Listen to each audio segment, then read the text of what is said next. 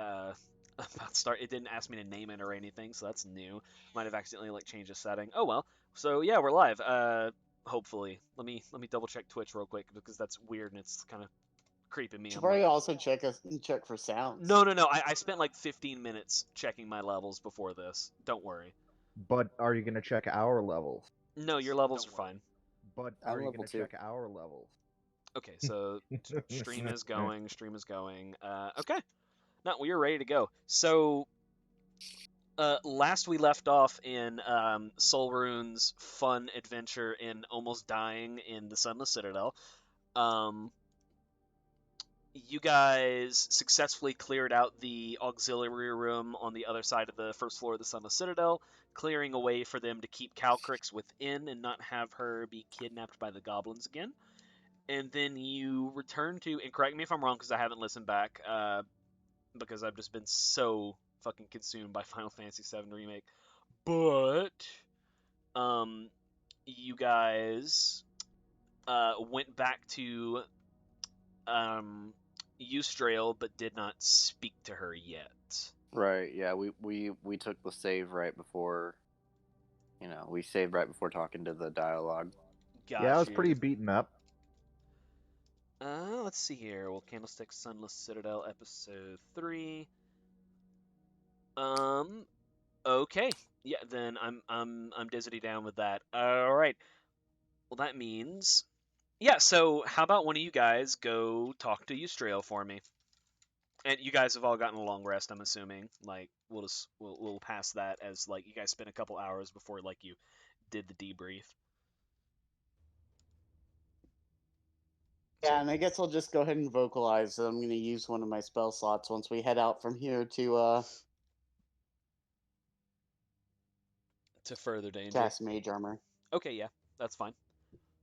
Eustrail is sitting on her throne, and Meepo is still sitting, not really able to move. There's a bunch of kobolds that are like, they've got like Calcrix on a stick, like with all 4 of her limbs tied onto it, and they're holding her like a, like a little prisoner of war kind of deal, just tugging her over to the room that you guys just cleared.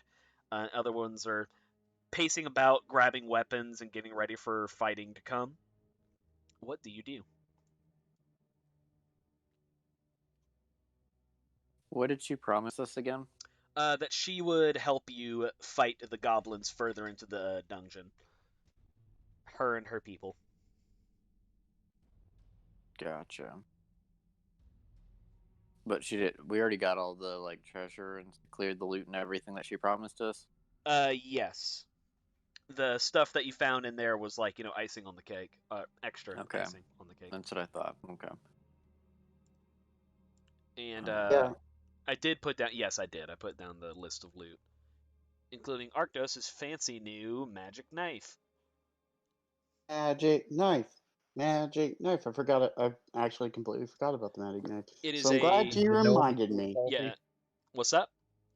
Is the gnome still Glad salty? you reminded Got me. it. The gnome isn't. She's not salty as much as she's just like making fun of the dude. It's an arcane focus. She wouldn't be able to do anything with it. She's a cleric. Well, I mean, it's a spellcasting focus, but who fucking cares? I grab it and just launch it out of my bow. It's an arrow now. It's a throwing knife, obviously. No, but it is a +1 arcane focus, so your spell save DC goes up by 1, and your spell attack bonus goes up by 1. As long as you are wielding that knife as a spellcasting focus. I mean, it can be whatever you want. Yeah, but this is specifically a knife, like that you found. My players in my Witcher game had specifically a cheese knife that was shit for combat, but they still managed to crit and kill someone instantly with it. Is that a +1 magical knife and used as an arcane focus in your pants, or are you just happy to see me? Oh, Jesus fucking Christ. All right, so Eustrail is sitting on her throne, and she taps her fingers together, and she's like, "My people have taken Calcrix to her new home as we speak. They've done very well, and it's time for us to repay the favor. Are you prepared to take the fight to the goblins?" I mean, I don't see any other way out but through, so yeah, let's go. Very well. Follow us. So the kobolds take you to the trapped hallway. And Eustriel sends, I want to say it's 8 kobold fighters with you, which is about all the warriors they have. Oh. So let's see here. And they take you north to the room that the goblins use for ambushes a lot. But whenever you guys get in there, it is empty. That is room 13, no, not 13, 24.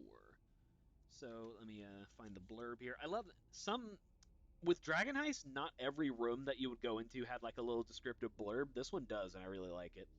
At the other end of this 20-foot long corridor is another closed door, and Morven, with your freakish perception, it's immediately evident that the sides of the trapdoor are, well, the sides of this hallway are unmortared, so like they'd easily give way if you stepped on the wrong place. So let's see. One of the kobolds takes a iron bar and props open the lid, and you guys are easily able to cross.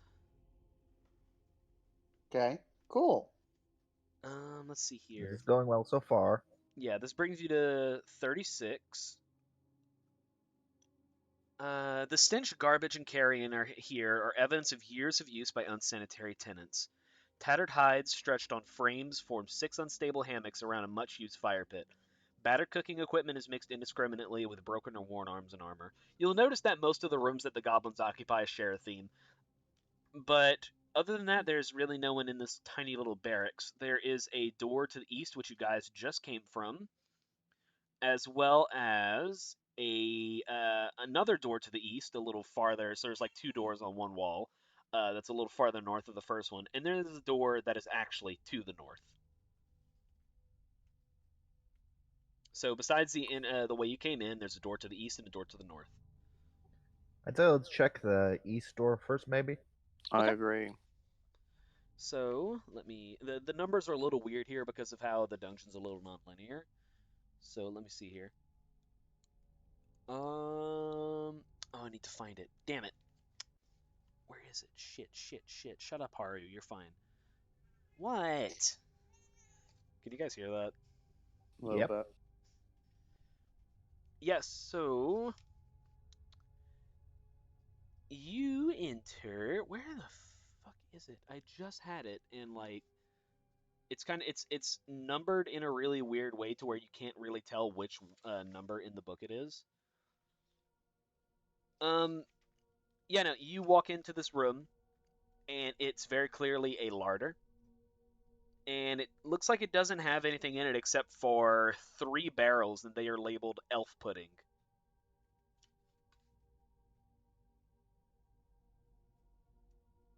I'm gonna go look at the elf pudding. Okay. You lift up one of the covers of one of the barrels, and inside is like this black-looking sludge. It smells kind of. It smells like awful. Like it's You. it's not pleasing to the smell. So I don't know what this is. Like it's Um, nothing that I recognize.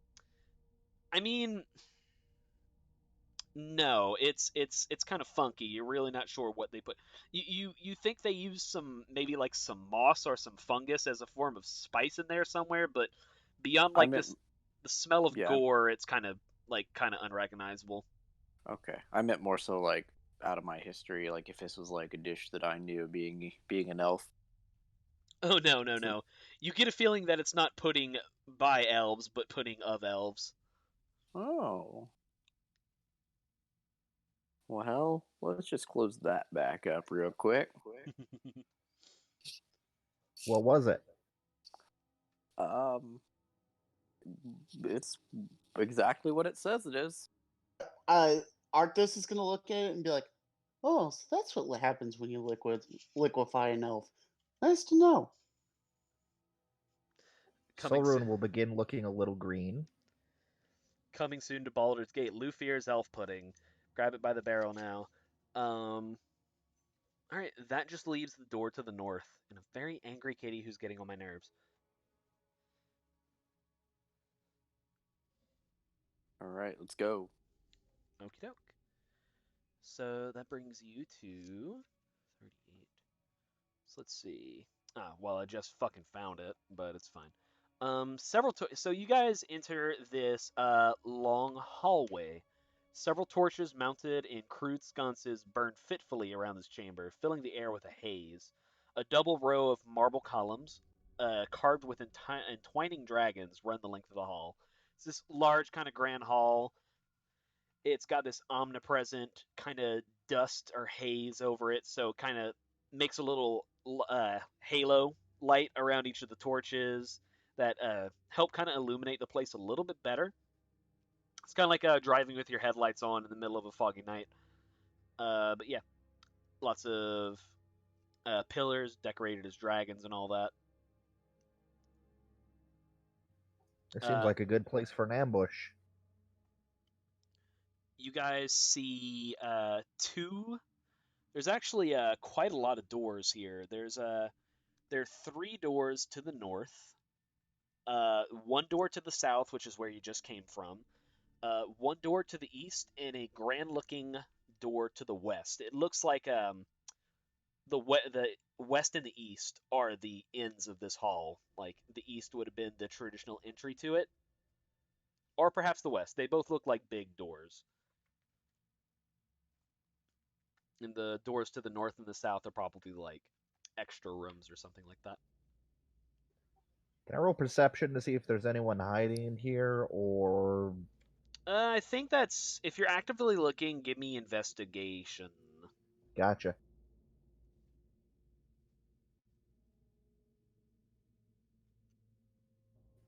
That is going to be... Going to be a what? 8. 8. Yeah, it's dusty. It's kind of hard to see in here. You notice like some very quickly swept up footprints, like, half kind of swept up. But as far as you can tell, there's no one in the room.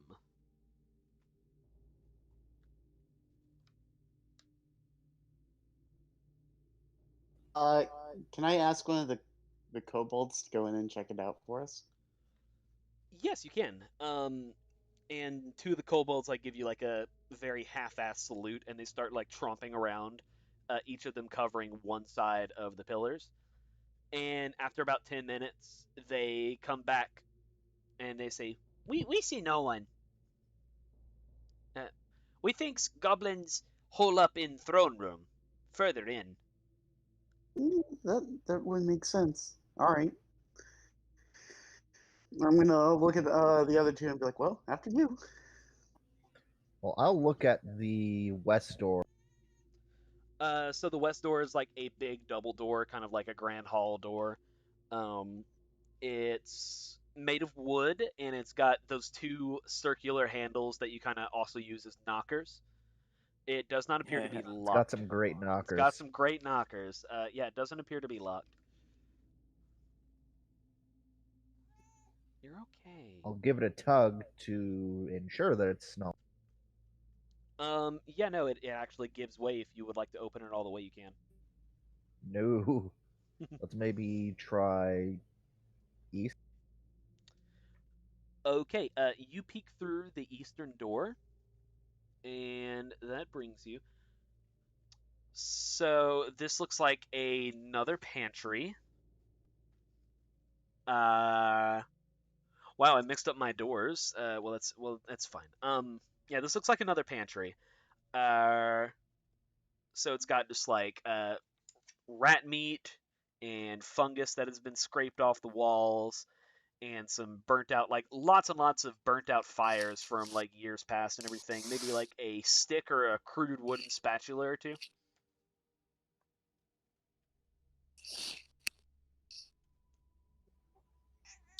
Okay, Okay. north door then, I guess. Okay, so there are 3 doors to the north. So door number 1, door number 2, door number 3. Pick number 3, my lord. Yeah, number 3 sounds good. Okay. You open up this wooden door. It's eerily silent as you do so. Let's see here. As you open up this door, you come into view of the trophy room. It looks like this is the other door to the room where you fought and captured Calcrix. There's actually Cool. there's actually still jewelry and stuff left there. The kobolds did take some back to entice Calcrix to having a hoard, but there's still some left over, some valuables. Let's scoop that up. Yeah. Roll me an investigation check. Whole party. Whole party. 3 this time. Skills. Do I got skills? Solrune walks into here and she's like, "Ah, yes, the floor here is made of floor." 8. 19. All right. So while Solrune and Arctos are drooling in the corner, Morven. That's extremely rude. I got an 8.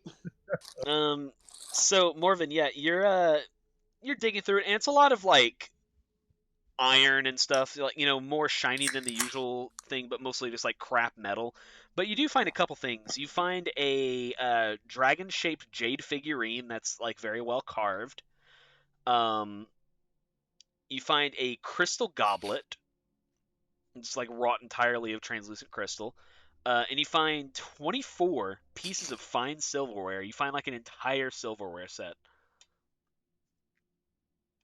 All right. They're all like relatively well preserved. I pull out my bedazzle gun and start bedazzling my crystal goblet for my pimp juice. Oh yeah, no. Like, did he take Bedazzler proficiency when you made your character?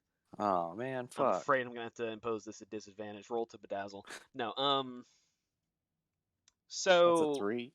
damn, nah, not you. It So you shatters.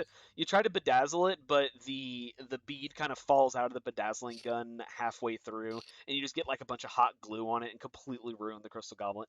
No, so jade figurine is 20 GP, crystal goblet's 5 GP, and each piece of silverware is worth 1 GP apiece. Oh, you're okay. That's what? Stop it. 80? No, it's 25, so 49. All right, get off then. 79. Sorry, I was 1 off. 49. No, I thought you said it was 50 for the first. No, 20. Oh, okay. That makes more sense. Yeah, sorry. So 49. But besides that, it's a lot of destroyed furniture and such.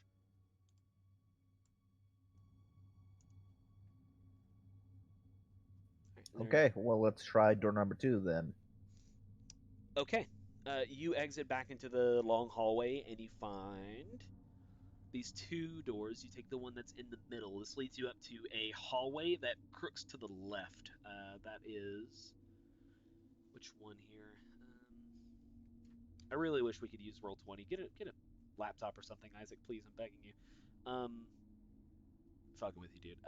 Let's see here. So this takes into a angled hallway, and as you proceed down the length of it, you notice there's another hallway down to the left, and it occurs to you that door number 1 and door number 2 are both separate entrances to this same hallway that then continue to proceed to the left. Well, let's keep following it then, I guess. All the way at the end of this hallway is a metal door that looks like it has been it's like a reinforced door. I'll try to see if it's unlocked. You try to jiggle it and it is locked. Anyone have a crowbar or something? Do I still have that that unlocking spell? You do have knock, yeah. I use knock and see if it works. Okay, let me double check what knock does just in case, because I don't think it's just straight up open, but it might. Pretty much. For non-arcane locks, pretty much. But it's only 1 lock, so if there's multiple locks on the door. Okay. Yeah, you cast a spell and you hear like a loud echoing, and it seems like the door has opened. You can open it at your leisure. There you go, boys. That's how you do it. I'll open it. Good thing they didn't know we were coming or anything. Solrune, you open up with the kobolds flanking you for cover and everything, and you enter this circular room. A circular shaft pierces the floor of this 40-foot diameter dome chamber. Dim violet light shines out of the shaft, revealing sickly white and gray vines that coat the walls of the shaft. The light is supplemented by 4 lit wall torches, equidistant around the periphery of the chamber. A crudely fashioned stone throne sits against the curve of the northwestern wall. A large iron chest serves as the throne's footstool, and a sapling grows in a wide stone pot next to the throne. On this throne, you see a armored hobgoblin, armored in some nice splint mail. He's got like a helmet, and he's wearing a shield on his arm. He's flanked by 3 hobgoblins to his right, and a haggardly female goblin that looks like she's dressed in robes, like shamanic robes, and holding a staff. And as you guys enter, you see a bunch of goblins. You hazard like about 10 of them, maybe, all take defensive positions. And see, the hobgoblin that's on the throne stands up to his feet, and he says, "So, you're the softies that have been causing so much trouble in my castle, is that right?" I mean, I wouldn't call us soft, but I guess. "You are soft compared to Chieftain Dern. You have anything to say for yourself before we cut you into shreds?" Uh, just one thing, and I'm gonna look at the kobolds behind me and be like, "Charge!" I will give you a surprise round for that. Okay, I need everyone to roll initiative as I get some Muzak going. Is this Man. character good at that? I can't remember. Oh, okay, I am. So good at initiative. Yeah, Rangers have awesome initiative, dude. I got 16. I got 16 as well. Got a rock. I got 6. Okay. 16. I believe Morven's dexterity beats Soul Runes out by a hefty little bit. Plus Yeah. 4. -1. Okay. Jeez, dude. Then I've got to roll for like the other like 20 people in this room real quick, so give me a second.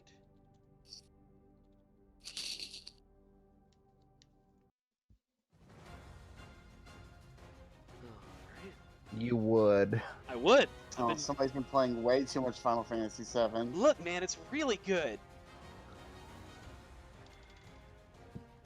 All right. I'm gonna play it probably Friday. It's so fucking good, dude. Like, I cannot even begin. Have you beaten it? No, not yet. Okay. Sorry, almost done here. Okie dokie. So, first in the turn order is gonna be Spicy. And so she pulls out, like, her sling and her shield, and she's like, "Hello, right? Off to a fun start." And she casts Bless. Let's see. So she gets you 3 guys. And whenever you guys make an attack roll, as this light washes over you, whenever you guys make an attack roll or a saving throw before the spell ends, which is in 1 minute, you can add a d4 to your attack roll or your saving throw. Hey. And that's after we roll, but before you say whether it hits or not? No, this is just in general. Yeah. It's This isn't a one-time thing. This is just until she loses concentration. right. So it doesn't specify. So like, if you miss, you can add Bless. Tight. Alrighty. Talgan is going to go next, and he is going to walk up to one of the goblins and absolutely cleave its head off with his axe with a natural 20. That one-hit kill. He goes and steps forward and just like chucks his axe across this goblin's neck and just cleaves it straight off. That brings us to Morven. You have, let's see, to run down. There are 8 goblins, all in like defensive positions. Some of them with let's say like 3 of them have bows out, and like 5 of them remaining have swords and shields out. You have 3 hobgoblins that are flanking Chief Dern, and you also have this one goblin shaman that is next to him as well. They're on the other side of this big circular shaft in the middle of this room, the one that like goes downward like a well. So you'd have to cross it to get to the hobgoblins. Or you can just shoot at them. You're a fucking ranger. Yep. I am going to bonus section 100 mark Dern. Okay. And then I am going to longbow sharpshooter. All right, roll to hit. So that's a 12, and then with bless it would be a 16. Okay, you shoot your arrow directly at Dern, and he brings up his shield effortlessly and catches it in the dead center of it, and shrugs it off and smirks at you with a big, toothy hobgoblin grin. It's crap. All right, That's all I got. Solrune. I'm begin making my way around the hole in the middle of the room. Okay, you'll but have on the way, I'm gonna. you will Huh? have a couple goblins in the way of you. Yeah, on the way, I'm gonna stop to scythe one of them. Okay, roll to attack.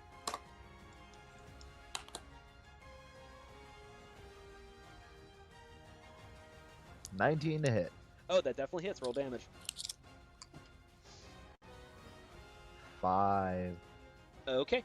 Yeah, you drag your scythe across this goblin's chest and wound it significantly, and it stumbles back and like. Okay, let's see. Bring that down to. Some kobolds are gonna make their moves now, so I have to kind of treat this. All right. No. Yes.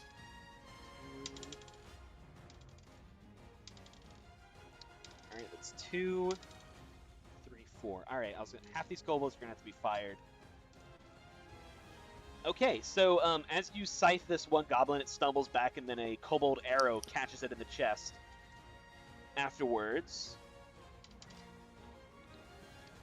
another goblin on the other side falls as 2 arrows just plunk it in the chest. So bringing the total goblin count down to 7. And then another goblin has been wounded on the left side of the shaft. It's now the goblin's turn. We're gonna just go ahead and do that real quick. Oh my gosh. We're not getting a surprise round? You were so right. Yeah, I did say that. I can't back out on that. Yeah.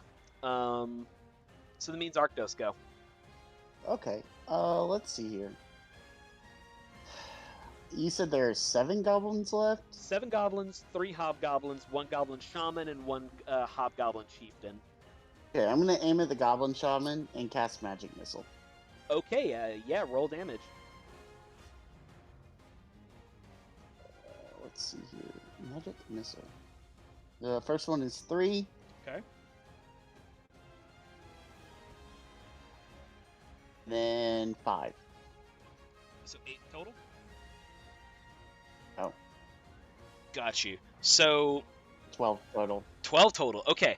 So your glowing red spheres of magic just rocket out of your palm, and the first 2 catch the goblin shaman on both of her sides, and she's like reeling back, and then the third one comes and pushes into her face and just knocks her over, and she just does not move. All right. Yeah, I'm just gonna talk up next our magic friend and hanging out in the back of the room. All right. And she winks at you as her turn comes back up. So let's see here.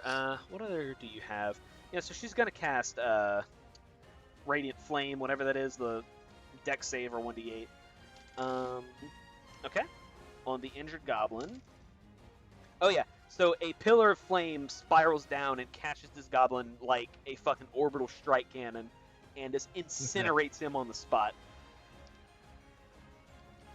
Bringing us down to 6 goblins. Hey, that's spicy. We have Talkin. He's again gonna move towards the goblin's front line. He's gonna try to make a strike at another one of the goblins in between you guys and the main cadre. But this one brings up its shitty little shield and blocks his axe blow just barely in time. Morven. Same thing. I'm going to shoot the bow with my sharpshooter. Okay.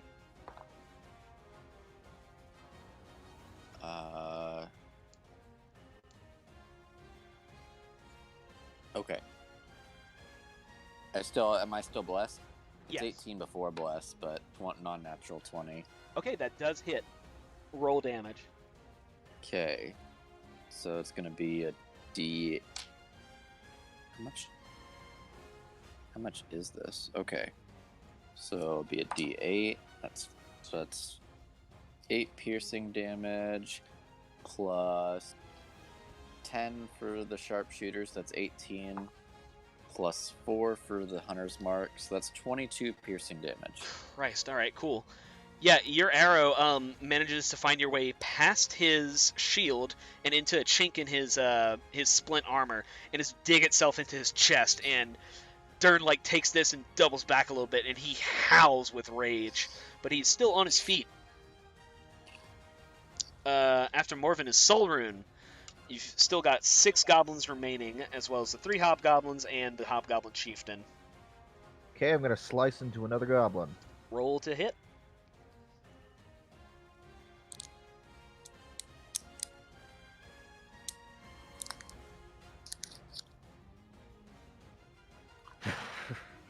$11.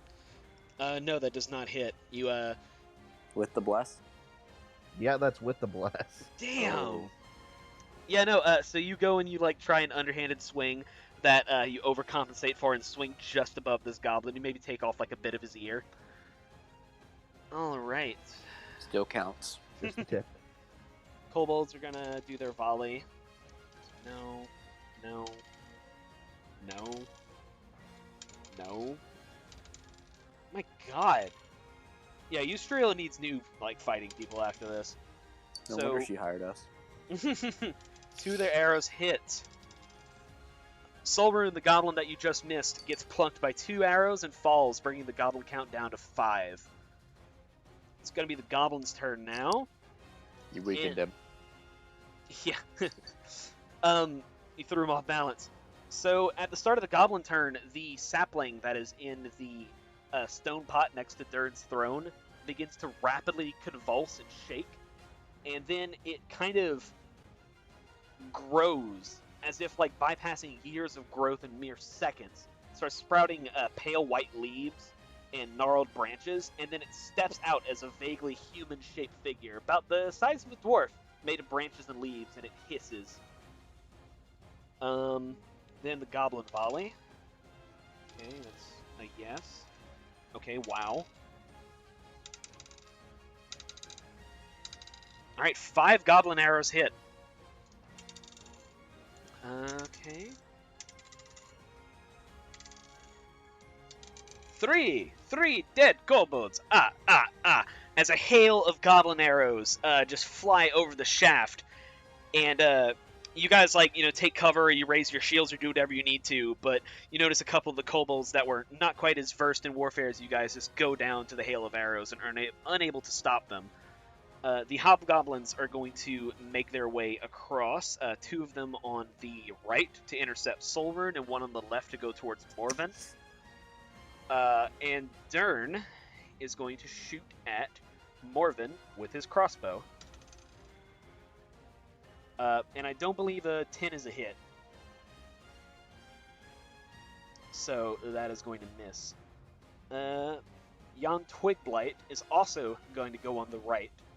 And you notice this this little plant being. It hisses and then stares at you with like these jet black eyes, Morven. And it is coming towards you, but it can't hit you quite yet. Brings us up to the top to Spicy, who is going to have her use her sling. And she throws a stone with her sling at one of the hobgoblins, but the hobgoblin raises its shield, and the stone bursts into dust on the shield. Talgan on a goblin. Nat 20. So that's... Talgan is now, like, the beast of the party, I guess. That's just the thing that's happening. Bringing our goblin count Oh, he down. has been, yeah. Goblin count down to 4. Okay, now that all that shit's done, it's really unfortunate how all the PCs got grouped up. Ark, did you go yet? Hey, Josh. Huh? Hey, did I you haven't go gone yet. No. Yeah, okay. I knew I was forgetting something. I need to like write down the turn order in a proper way, but it's your go. How far away from the main guy am I? He's about 50 to 60. He's like 55 feet away. Alright, I'm gonna firebolt him. Okay, roll to hit. An 18. 18. Your firebolt goes towards him and hits him directly on the chest, but it seems to wash over his thick armor. I'm hurt. Fine. You're not hurt yet. 18 didn't hit him. Okay, so let's... That's pretty crazy. Yeah, hobgoblins okay. are fun. Let's see here. It's a fire spell, though. So, let's see here. Oh yeah, your flames thing. Yeah, I think I'm gonna use it. Yeah, go ahead. So I'm surrounded by fire. For the next, let's see here. I think until my next turn, right? Yeah, I believe that's how it worked. Uh, Double check that, but it's fine. That's how it goes. Okay. Yeah, apologies for that. Flames not harm you. Shed bright light. Actually, I think doesn't. the goblins are going to be preoccupied with the rest of us anyway. Mm-hmm. Yeah, you're good. All right. Let me just make sure I'm envisioning the battlefield correctly. I'm just drawing myself a quick little diagram. Okay, so with that, it's going to be the hobgoblins' turns, and they're going to fire with their bows. Morven, does a 19 hit? Yes. Okay. One of the hobgoblins fires a arrow at you, but it only does 2 damage. A arrow plinks off your shoulder, does not... It'll bruise, but it won't stick with you. One's going to fire at Solrune and miss. Solrune does a 17 hit. Yes, it does. Okay. You take 5 piercing damage. A arrow comes and scrapes you on an unarmored part of your body and keeps going past, but it does leave a cut. Okay, that brings us back up to Spicy. Have her do her thing with another plume of radiant magic. Goblins. Definite hit. Another goblin is incinerated by the orbital holy strike cannon, I guess. Talgan going forward. Completely whips on one of the 3 remaining goblins. And that brings us to Morven. Alright, I'm gonna do the thing to the chieftain again. Alright, Ranger, fun.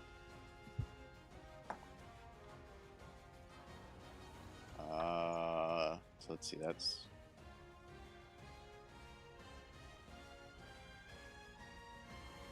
Five is 16. 16 on Yeah. the chieftain does not hit. Your arrow goes forward, and he's starting to get really pissed now, and he's super aware, and he brings up his shield to catch another one of your arrows.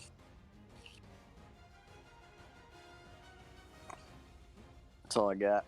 Solrune. You said the tree boy was coming around the right side, correct? The way I've envisioned it is that you're going on the right and Morven's on the left.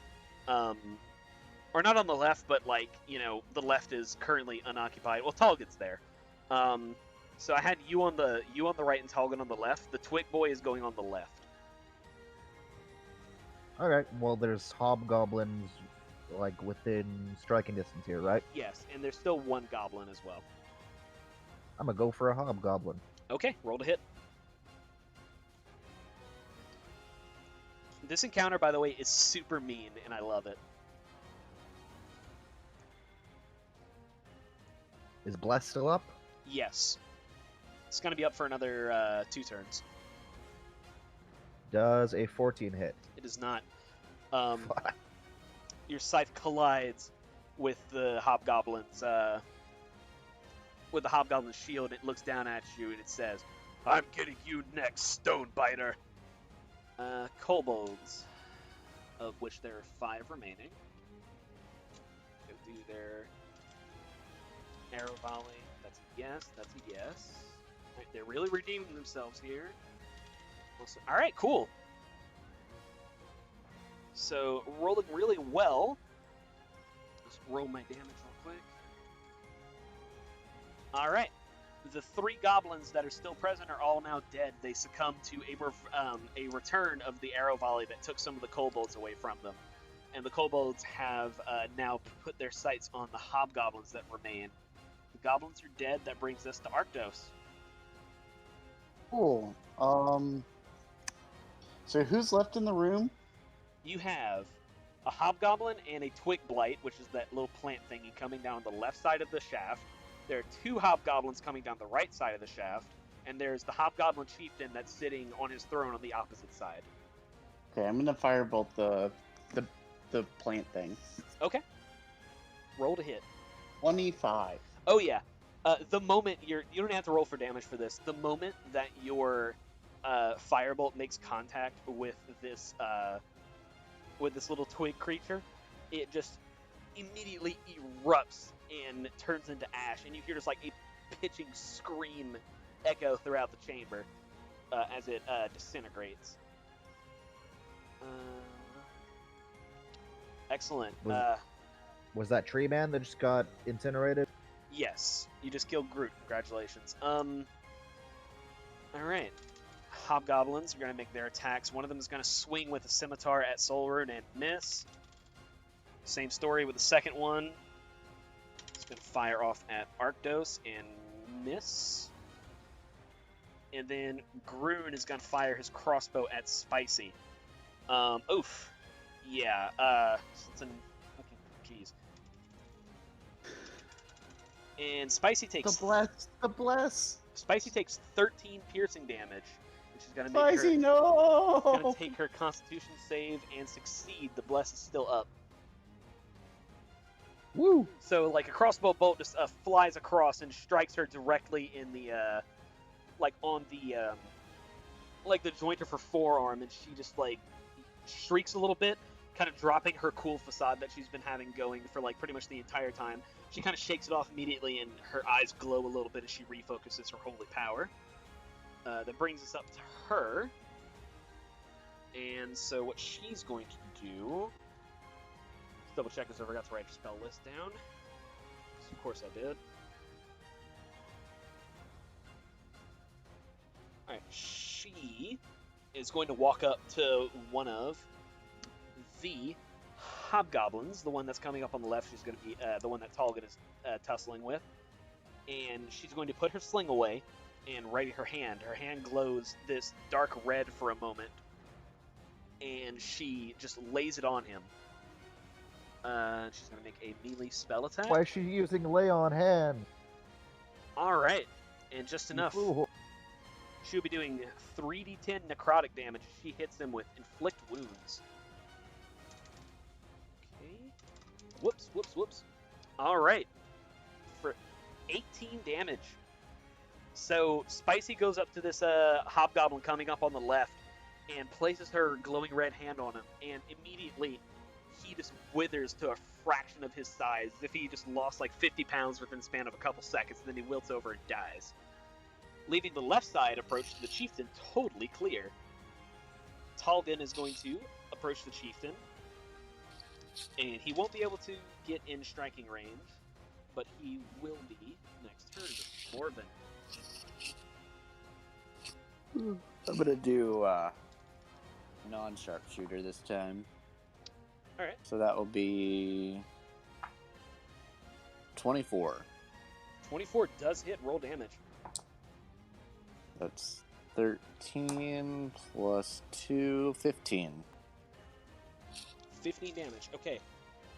Yeah, your arrow finds another chink in the splint armor. Strikes him down the middle, and he growls, and he like bares his teeth, and he puts his crossbow away and pulls out his scimitar and looks menacingly at Talgan. Okay. Solrune, what do you got for me? Oh, she's going to howl. You reap what you sow, and she's gonna cut one of these bastards' heads. Yeah, roll to hit.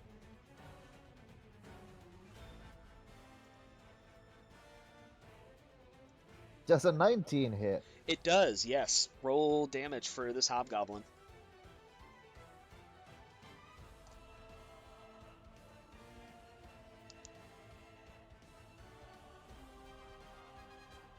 15 damage. 15 damage. Yeah.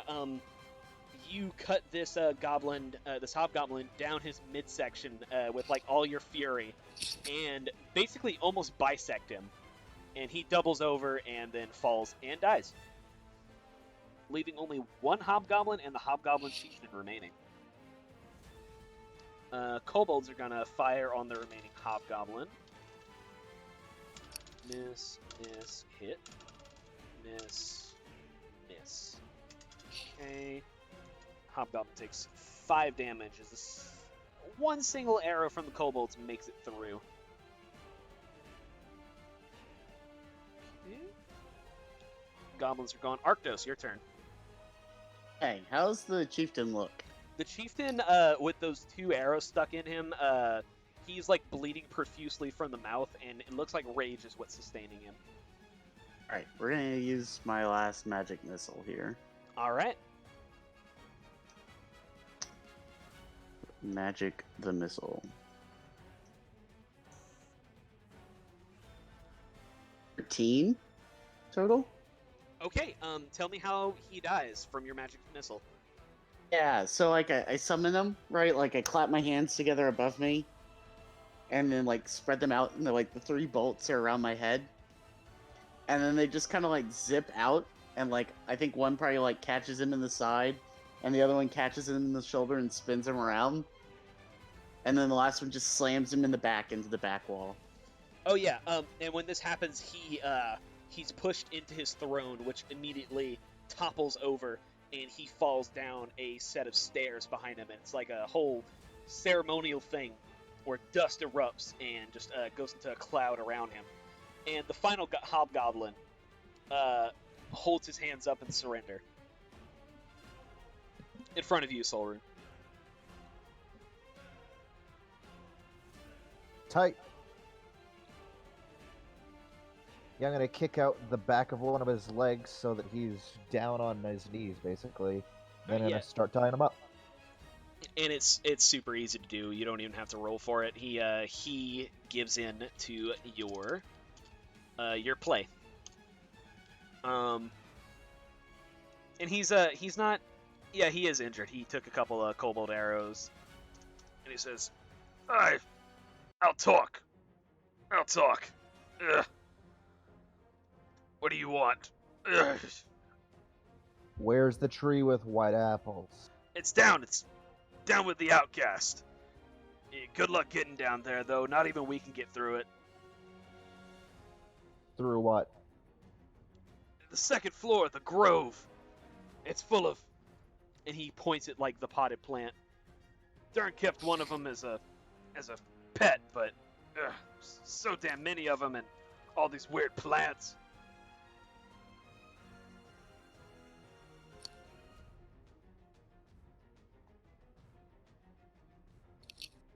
Yes, well... I say that we just turn him over to the kobolds. I'm sure they have use for him. Oh, and Maybe the dragon would like a little friend. Right, and the kobolds are like cheering, like, because you guys are aware, like this war that has been going on in the Sunless Citadel, you guys have just brought to an end. That was quite easy. I don't see why they couldn't have done this themselves.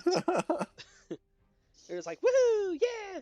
And, yeah, it's easy enough for 5 kobolds to grab the chieftain, and, not the chieftain, the remaining hobgoblins start bringing him back to camp as a prisoner o' war,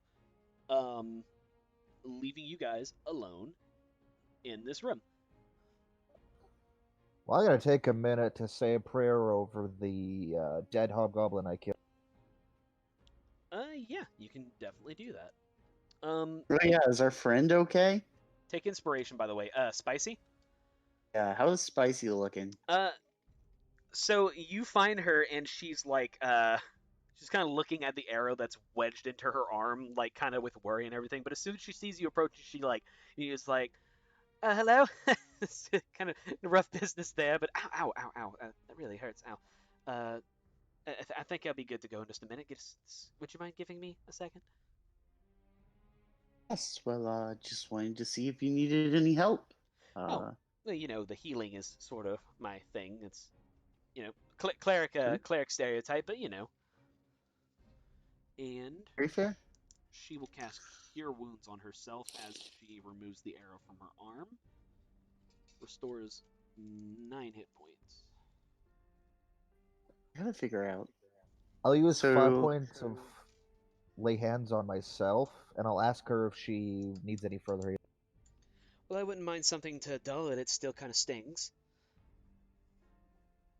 I'll use up to another 5. You use her. 4. You use 4 on her, and she is restored to full. Cool. Tyler, Yes. this potion of bless I have, does it do essentially the same thing as bless, but just for the person who drinks it? No, it's pretty much a straight up cast of bless. I think. Oh, cool. Let me just. It's not so much a drink, as much as like you crush the vial in your hands and like the liquid disperses. Okay. Well, I'm gonna give that to her, and be like, "Here, you why don't you carry this? And that way, maybe you can you don't have to use up your time casting spells to keep us safe." And she looks at it, kind of evaluates it. Oh, cute. That's what I really. I'm sorry. Thank you. That's very kind. She'll go ahead and pocket that gently. Let's go check out that iron chest. Okay. So you just like walk up to it and open it? Hell yeah. All right, dexterity save, please.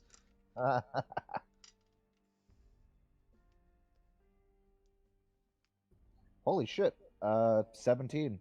Okay, so you lay your hands on this chest and try to get it open, and as you place your hand near the locking mechanism, like the latch mechanism, what looks like just a spare bolt strikes out as a poison needle, like a needle with the sick green-looking liquid coated on it, jabs out, but you're able to pull your hand just away in time.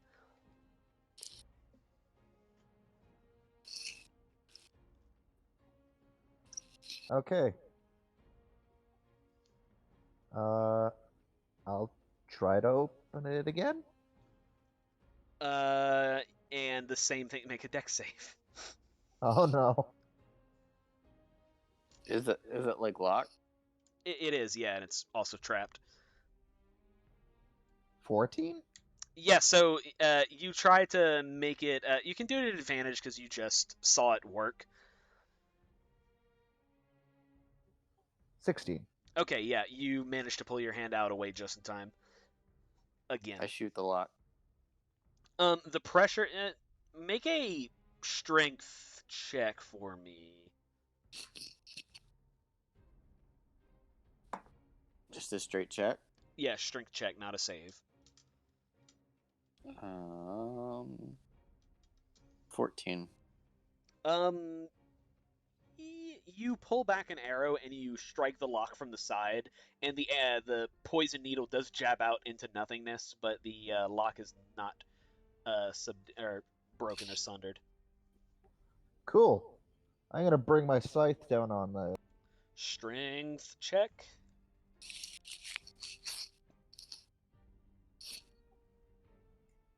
natural 1.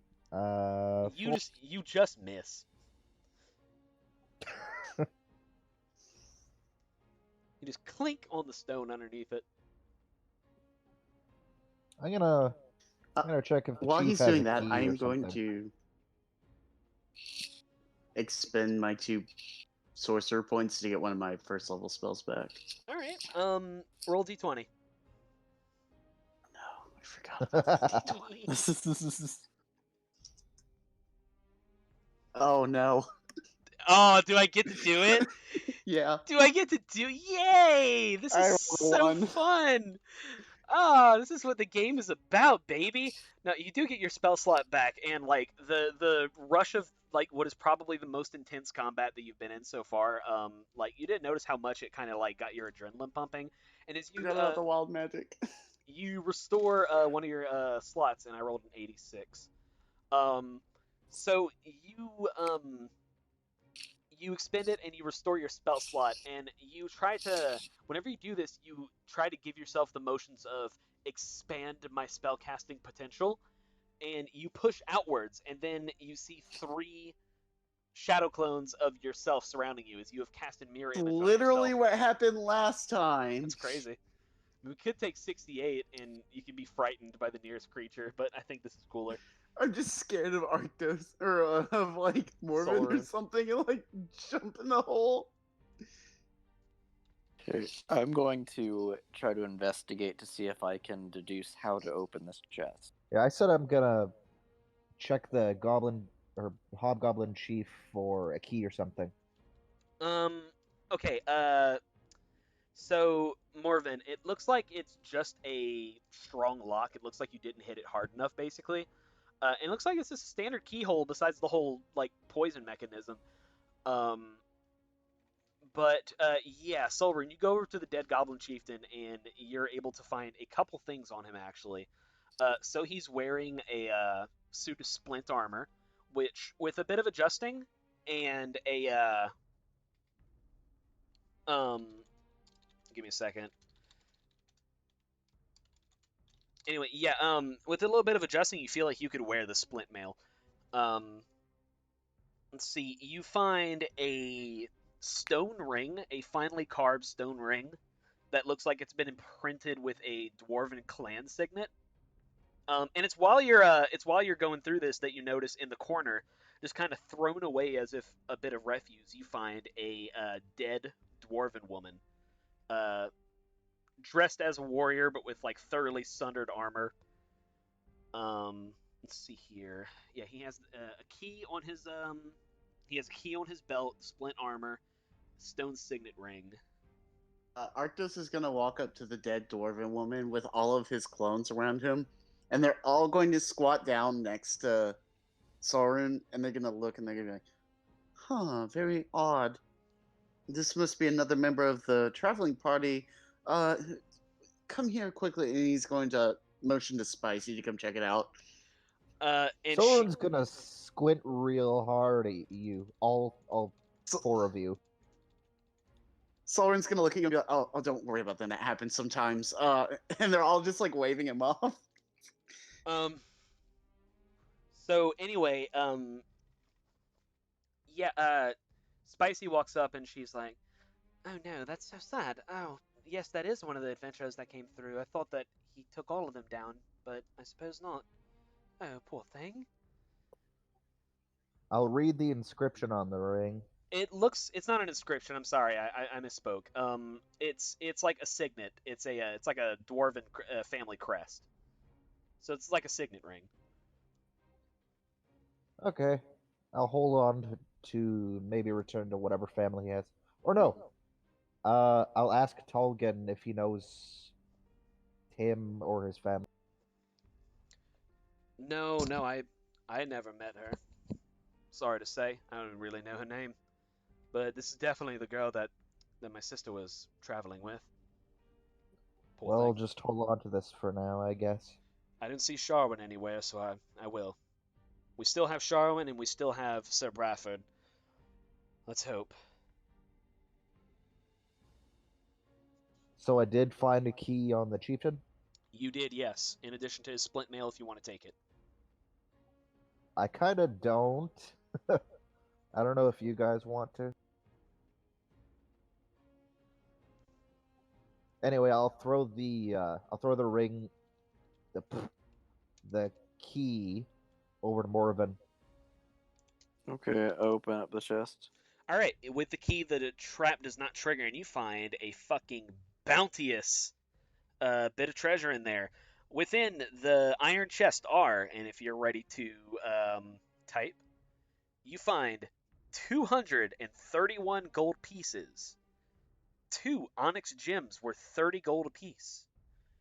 You find 3 sets of silver earrings with moonstones inlaid in them for 20 gold pieces apiece. And you find 3 matching necklaces that match the earrings, and these are worth 50 gold apiece.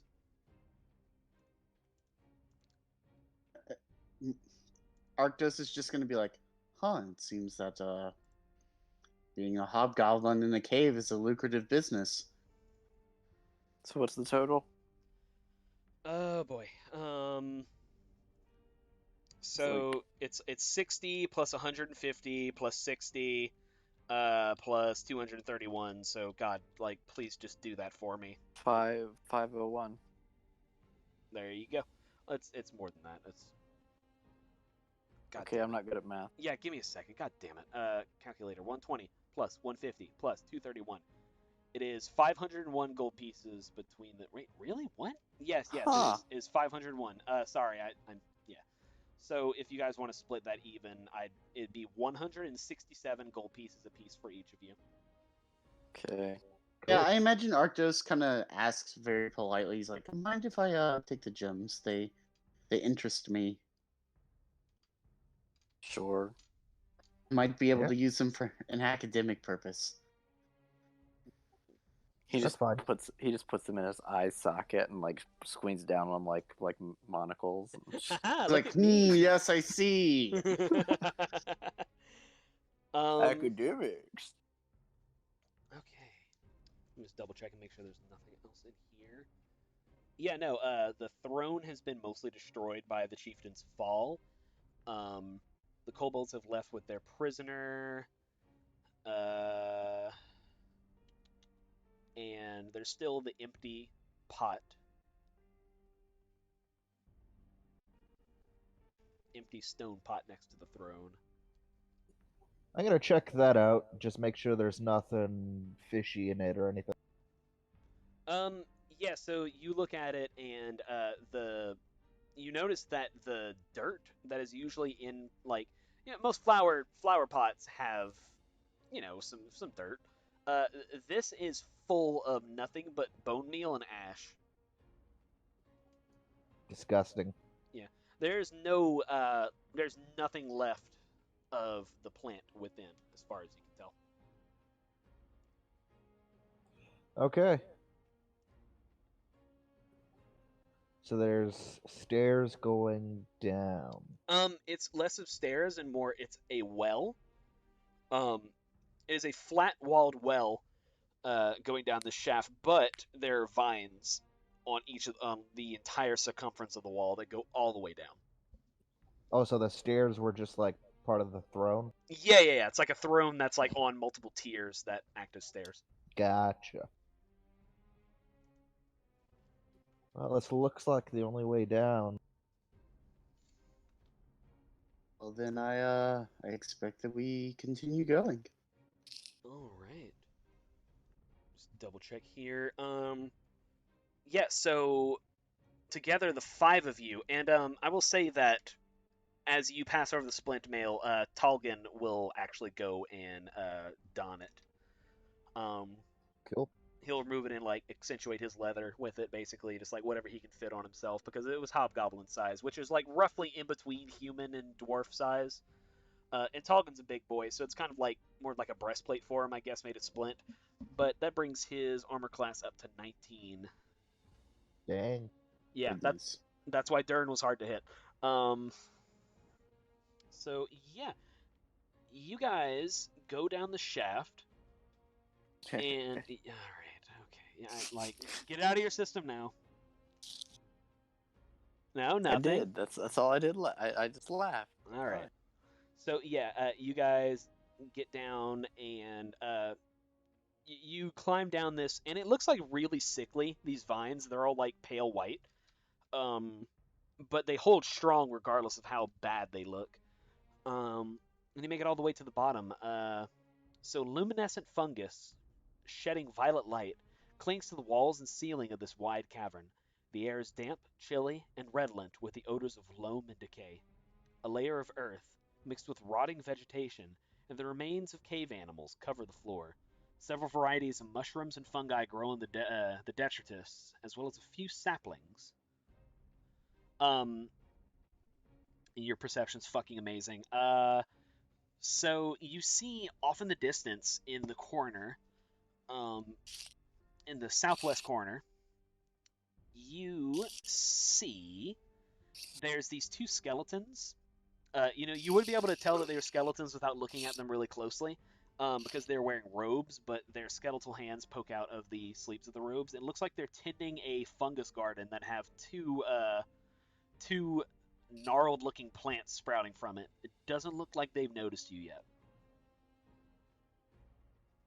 I mean, they're gardening. Maybe they're nice skeletons.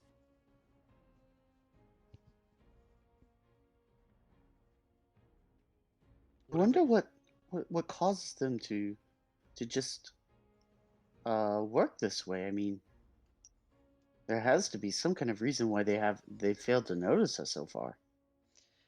They might, and Spicy says, well, they might have been raised to perform a specific function. And, well, we have been quiet, and she's whispering this, we have been fairly quiet. Should we remove them? Do you think they'll be a threat? She kind of shrugs at you. I didn't see why we couldn't handle a couple. Sort of my job. I'm gonna start walking over to them. Just cast Firebolt at one? Yeah, so they you can roll to attack. As Solverin, as you approach and get within distance, like they do whirl around and brandish sharpened farming tools. Bastards. And the two plants Is that Bless still going? No, No. it's been more than a minute. But Not a 10?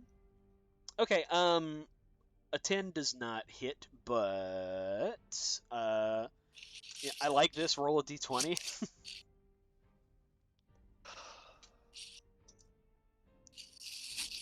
An 8? All right, cool. Mostly because, like, you know, there's a lot of flammable objects around, but that's fine. You know, it does not hit. We honestly don't even really have to go, like, I feel like we could just go, like, regular order because it's a very tiny combat, and I don't feel like initiative order for this. Yeah, and the two plants they were tending to start wriggling around. Solrun, what do you do? Approach, and yeah, I'm just gonna attack one of the skeletons. Yeah, roll to hit. Nope. No, damn. All right, we might have to roll initiative for these fucking. I'll take a bunks. shot. Yeah, bunk skeletons. Go ahead. 10. Your fucking arrow goes straight out of the way and like, yeah, no, fucking God, Tolkien, please give me something. Oh my God! They're invincible. We must run. Spicy, my God, goes up and turns undead for fuck's sake. She's like, oh, just let me handle this, and she holds her holy symbol aloft, which is like a medallion that looks like a book. Fucking nerd. Thank God. Yeah, no, these two skeletons immediately go and cower in the We don't have corner. library cards. Basically. And these two plants are still wriggling as if they're angry. I pick one. If you touch one, make a dex save. They'll look at Spicy and be like, I could have handled them. Thank you very much. Well, yes, you proved that very well, didn't you? Shut up. Dex save is a 23. Okay, yeah. One of these little plants lashes out at you as you try to touch it, but you pull your hand away super easily. It's not even a challenge. I cut one firebolt the down. plant. You don't even have to roll for that. Just roll damage. Yeah, to prove a point, I firebolt the plant. All right. Roll damage. 10 damage. All right. Yeah. No, it goes up in flames. And she. 12 damage to cut the other plant. Yes. Also, yeah. So, Solrun, you chop one of the plants down at the root, and it stops wriggling as it like kind of withers in the corner. The other one is incinerated into dust, and Spicy just looks at you and claps very like, you know, mockingly, like, "Oh yes, yes, yes. Still a plant. Yes, very good. All right. Now that problem's all taken care of, shall we continue I'm gonna going?" light Spicy on fire if she keeps this up. She blows you. She blows you a kiss. I'll light Spicy on fire if she keeps this up. Spicy might be one of my favorite NPCs I've ever played. So yeah, the only way out of this cavern is a what looks like a like a cave exit that turns into a built stone hallway to the south. Let's do it. I'll take the lead. All right. Leaving those two skeletons. Oh, fucking! You know what's the really important thing here? You guys are level 3 now. You want to take a quick break to do level 3?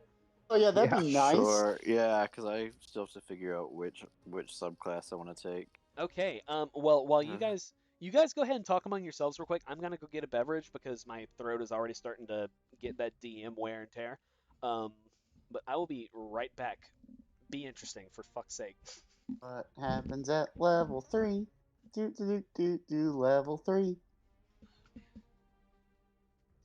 Level spells and meta magic. Clearly, as a paladin who is a devotee of Shantae, I'm clearly going Oath of Vengeance. Oh man, I don't know. Level 3. Gloomstalker maybe. These rabbits ate my radishes and to kill their entire fucking family. What's This her right? my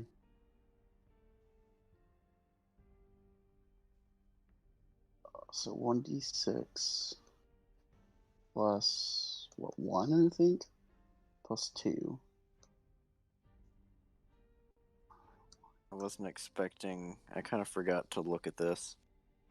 Oh, I only got 4 hit points this time. That sucks. No, in my defense, I should have told you guys to have level 3 ready. It was kind of a weird place, but 2 just got level 2 spells. hooray! I will also tell you that it's probably like it's pretty much set. You're going to be level 3 for the rest of this dungeon. I have. Where does it record my sorcerer points? Do you know that? You Answer? mean on your character sheet? Yeah. I think you're kind of supposed to just track those yourself. No. The character sheet that I use has like a resource ticker, and I usually use that. Dollar spells back. I don't know, man. I guess I'm just gonna. Well, I'm just using the 5th edition sheet from Roll20. So I was hoping there would be a. I'm immune to disease.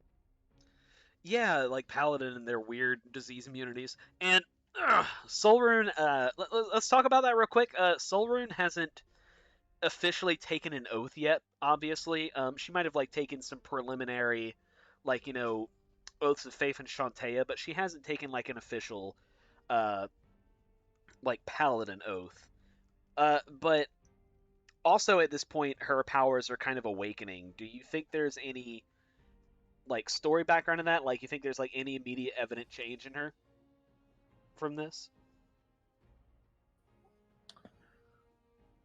Over the course of our adventure through this dungeon, she's definitely been more contemplative, I guess. She's gone from some initial uncertainty. I hate you, Isaac. Oh yeah, the fucking meme earlier. Anyway, sorry. Continue, please. Like, I mean, the fight against the Rat Queen, she was completely useless for that. Mm. But as she's been discovering the extent of her powers and the fact that she has to fight, she's looking a lot more resolved now. Roll me a flat d20, just out of curiosity. 18. All right, don't worry about it.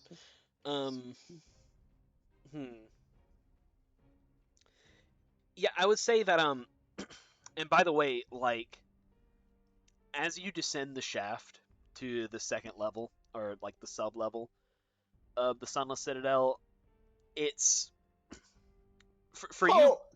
For you, Morven, it kind of feels wrong because it's like very obviously like sick nature and stuff like that. Solrune, for you, who is kind of magically attuned to this, like through faith and everything, it feels wrong. Like whenever you set foot on this grove level, it like your stomach sinks. Um, and it does not feel good to be here. It feels like whenever you have like a headache in the back of your head, and it's not like agonizing and fully in your attention, but it also sticks with you the entire day. Yeah. Yeah, that's kind of what it feels like. Yeah, this place is wrong.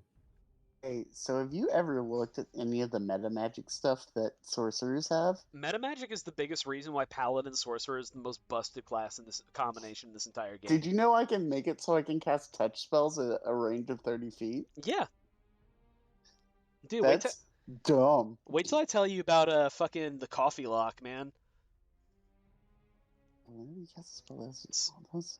Fucking coffee lock is whenever you take like warlock and sorcerer, and then you use meta magic to basically give yourself infinite spell slots.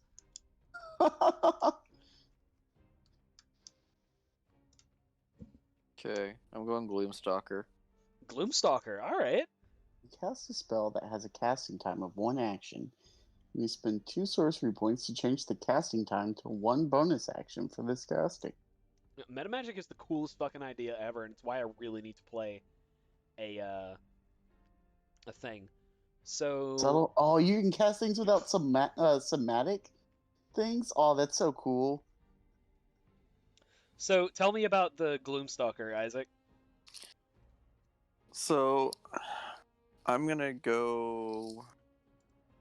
Basically, after Morven was outcast from his people, he kind of kept to himself, he was still, a forest boy, but he kind of hid into the darkest points of the forest and kept to himself as a hermit and kind of just developed that, that stealth archer bullshit.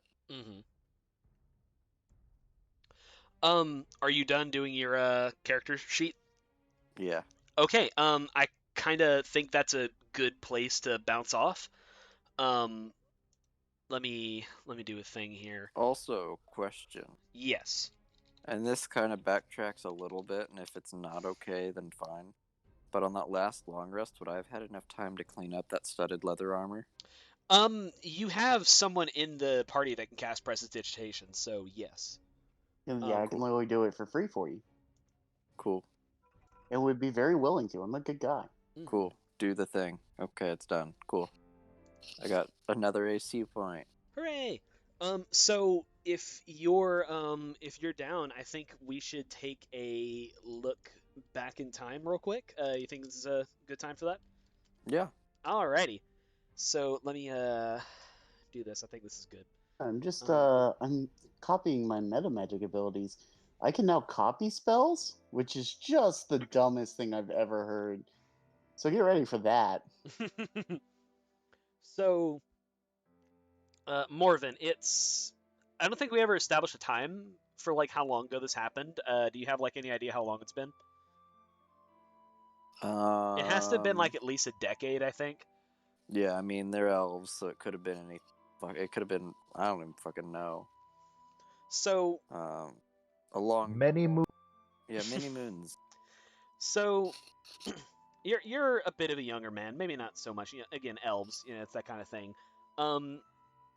And you lived out in the forests. I want to say not quite Salda Nesselar itself, but in the forest of Tethir, which is one of the last few high bastions of the Wood Elves that are relatively untouched by modern human hands. But you were definitely one of the fringe settlements.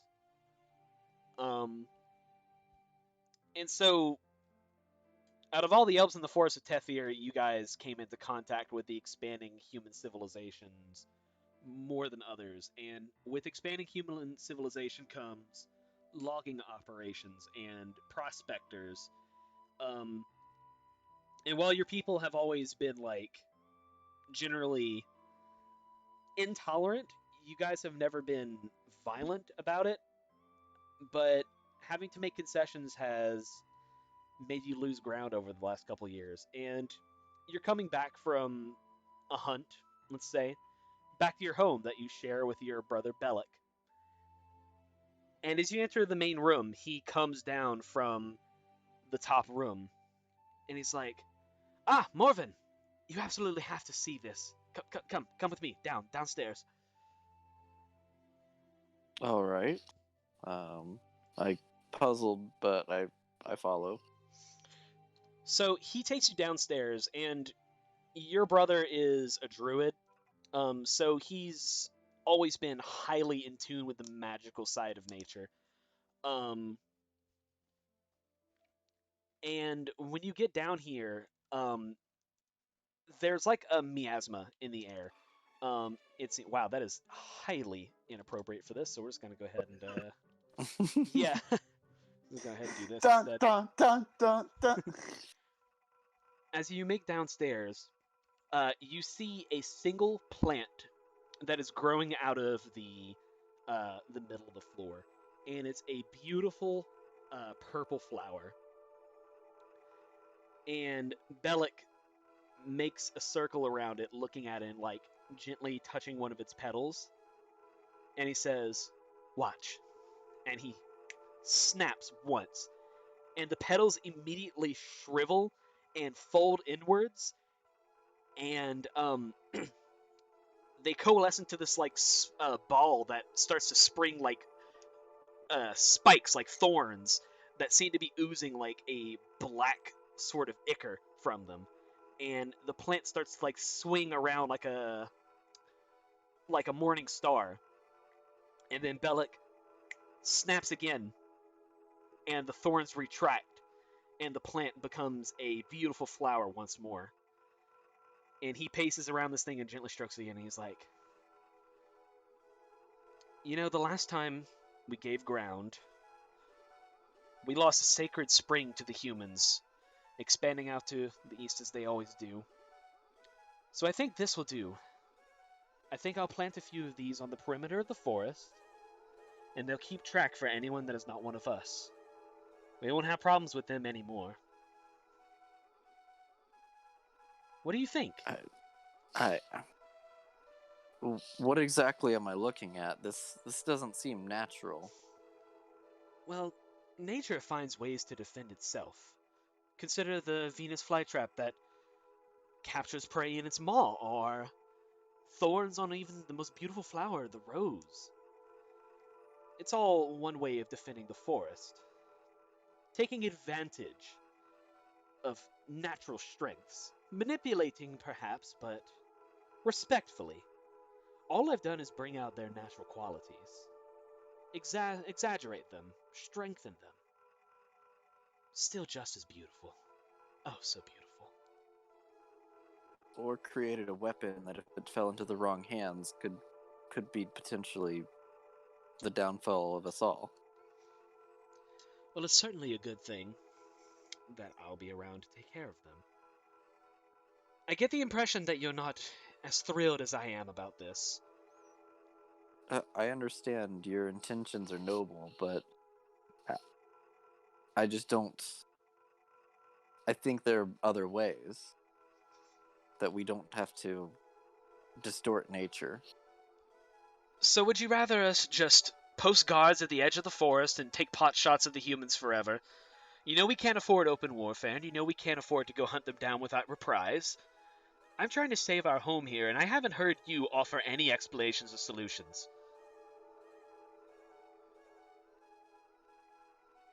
Surely there's something else. I will admit, yes, we are hard pressed for options, but this goes against everything we stand for. You are always saying this. You're always saying there must be some other way. There must be another possibility. But I always hear questions. I never hear solutions from you, Morven. I never hear a way to save our home and to stop the others from trampling on our way of life.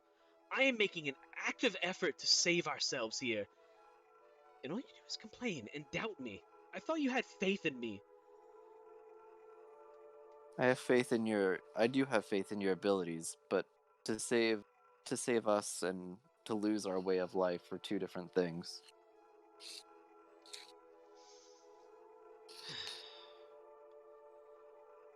And Bellic kneels down and he takes a pair of shears and he takes a couple cuttings from the plant, and as he does this, it starts to like shrink and wither. I should have known you wouldn't understand, but I suppose I was so excited about the results of my research that I couldn't help but feel compelled to show you. I thought you would understand. I really would. Well, I suppose we This won't. Go ahead. this needs to end. I understand where your heart's coming from, but we need to put an end to this. What are you saying? I'm not stopping. If there's anyone, I am the most talented druid in our entire conclave. You know this. The Elder knows this. Everyone knows that none have the power over nature as I do. I can save us, Morven, if you just let me. Then let's take it to the Elder and see what he has to say. Alright, fine. Fine, we will. So the Elder is, obviously the eldest of all the elves that live in the Conclave. It's a fairly small community of maybe like 50 to 75 elves. The Elder lives in, he's the big elf that makes all the rules. No, he lives in like the center spiral tree that's in the middle of where you guys live. And although he is centuries older than you, he looks as young as a young man, like most elves do. And he's flipping through a book, and he just looks tired. And he sees the two of you come in, and he says, "Boys, hello. How are you today? Is there something wrong? You look tense." Go ahead and show him, Belloc. And Belloc presents the cuttings of his plant. And even though it's like a cutting, it can still exhibit the same properties and sprout thorns and everything. And he's just like, "You know what that last concession meant to us. Foregoing the sacred spring of Myliki like that, it was heresy. I think that we can use these to defend ourselves. We don't have to plan many, just enough to keep ourselves safe." And the Elder looks at it, and he, again, very tired, his eyes kind of perk up as he sees what is a solution, perhaps, to his problems, the problems of his people that he's trying so hard to keep safe. And he says, "Belloc, it's a bit extreme, but it's also marvelous. Do you think you could produce more of these?" And Belloc is like, "I've got the seeds ready. It would take only a matter of weeks." Certainly, you must be joking. This completely undermines our way of living. "Morven, and this is the Elder speaking. Morven, I understand that you have some misgivings here, but our way of life has been to reign over these forests, and what we have built up in centuries we have seen lost in but a matter of decades. If we don't start taking action like your brother suggests, I fear that what is our way of life may not live to see the next century." And the alternative of us distorting nature is any better than the humans? And the Elder actually does pause at this. "I understand what you're saying, Morven, but action must be taken. Just as our ancestors came before us, just as the great gods before us took action against their enemies. Belloc, you can begin planting them immediately. Start only around the perimeter of the forest, make them look as gentle and unassuming as possible, but make sure they ward off intruders."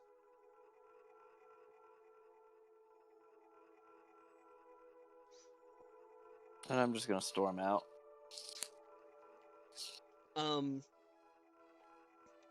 so it's about a week later, and Belloc has received, generally, there are some very few residents of your village that have agreed with you about the corrupting of nature, but for the most part, the entirety of the congregation has just been so thoroughly beleaguered by the transgressions against their home, that they have mostly supported Bellic in his work.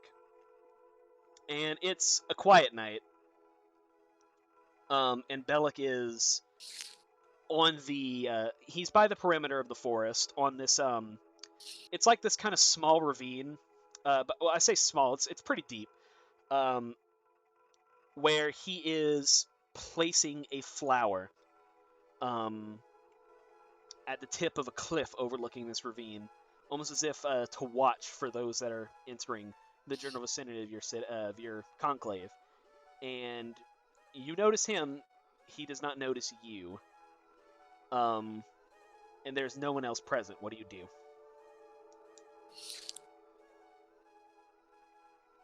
Quick shoot him in the fucking head so we don't have to fight him today. I am gonna pull my bow out, and I'm not gonna have it drawn, but I'm gonna step out and just kind of give him the threat. Brother, surely you must realize the error. I'm going to give you one last chance to redeem yourself and cease this distortion of everything we hold sacred. Distortion, redeem? You treat me as a villain, Morven! And he stands up and he, like, whips out his hands, and and you see his right hand is actually, like, covered in, like, these pale white vines. And he says, "You say all these things, but you're the first one threatening me. You're the one giving me the ultimatum. You're the one pulling a bow on me." Yes, one of us is taking their oath to the forest serious. And he casts poison spray on you as the gnarled his gnarled hand just, like, explodes in this fume of, like, toxic green ichor out towards you. Make a dex save. 17. Okay, yeah, you're able to, like, roll out of the way, and avoid this shower of green goop that comes out. And Bellic looks at you and he's furious. What do you do?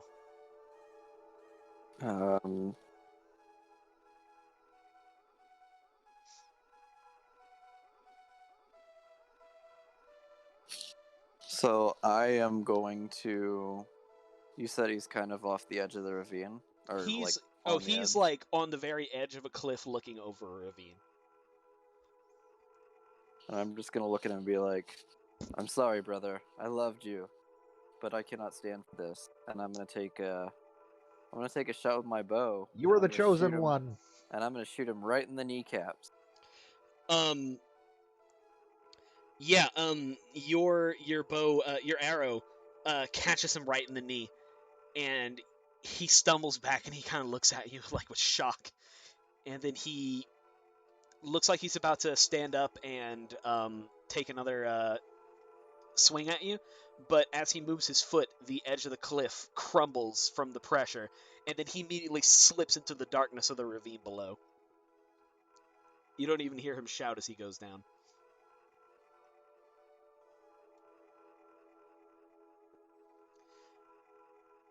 And I think the following morning, the Elder and all the other people in the conclave put it together, just exactly what happened.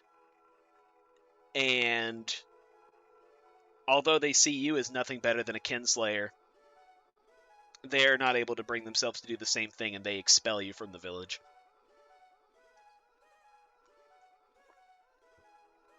One day, when you all rise from the oppression of the humans, you'll thank me for saving our way of life. And then we're back in the Sunless Citadel. Yay, that was fun. I like doing these. I'm not the only person who got expelled from something. Granted, it's completely different reasons. I thought that Arctos wasn't expelled. I thought he was just like, okay, He Arctos, you're basically said leave. okay. I thought it was like, okay, buddy, you're one exploded student away from not getting tenure. Now you better behave yourself. But okay, yeah, I like that better. So let's see here. I'm pretty sure it's one of those, like, he was Asked to probably in the resign. tenure meeting. Yeah, he was probably in the tenure meeting, and they were like, "All right, show us your new magic experiment." And he was like, "Okay," and it just went horribly wrong. Like, You want to do your fucking flashback? No. We need to talk about it. Okay, so oh yes, that time Arctos blew up the College of Winterhold. you were like, watch as I turn our beloved pet guinea pig into a monstrously sized large guinea pig, and then like you're just crying as you're mopping up the blood off the floor like 5 seconds later. It's like, I'm sorry, Nibbles, Mr. no. Nibbles. I'm sorry. It's like the thing from SpongeBob. Yeah, It's like, Roger, without him the light bulb will have nothing to warm. I really like the idea that like the janitor's cleaning up blood, and I'm talking to like the police, and Nibbles is there in the middle of the room, and he's fine, but like there are just like bloody remains of all of the board. Like, I love just slap cuts like of these things where it's like, trust me, this'll go. Oh yeah, no! Oh man. it's So like that Twitter account perfectly cut screams. yeah, yeah, yeah. That's really good. Um. Okay. So. Oh gosh. Okay. So you leave the. So okay, you're in this place. Sorry. Um. Let me just review here. Okay, I kind of misspoke. So the room that you're in is this stone cavern that has been like taken over by fungus. It's not a natural cave. However, to the north there is what appears to be a natural cave entrance that leads further into again some natural caves. To the east and to the south you have doors. Okay. Is everyone level 3 by the way? Yep. Perfect. Who's feeling east? I'm feeling east. That's fine. Whatever you think is best, I guess. Okay. Yeah, you guys make your way to the door to the east. You open it up, and 2 rows of dragon-carved marble columns march the length of this hall. Yes, mostly completely covered in luminescent fungus. The cobbled floor is cracked and stained, and on it sit many small wooden tables. The contents on the tables include mortars and pestles, small tools, bowls filled with crushed leaves, chopped fungus stalks, and other plant specimens. The many doors leading off the halls are partly open. Morven, you recognize a lot of these tools, like the mortar and pestle, you recognize as being like the one that you had at your house at the conclave.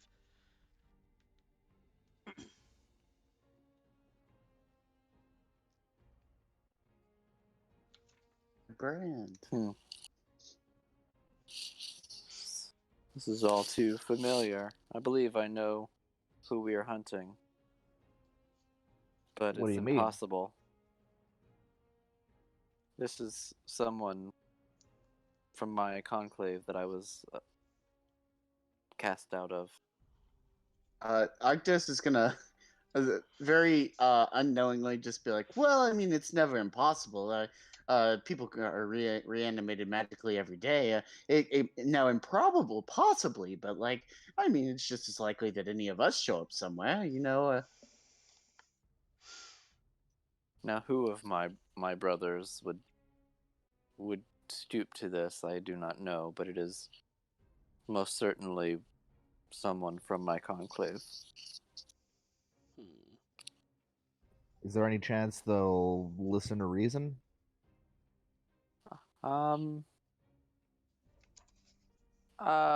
Probably not, especially from me. I'm not very well liked. Come now, you can't So, assume that people just won't listen to reason anytime. I mean, I mean, that they may seems- listen. They may listen to reason. They just probably won't listen to me. oh well, fair enough. If you think that that's the case, then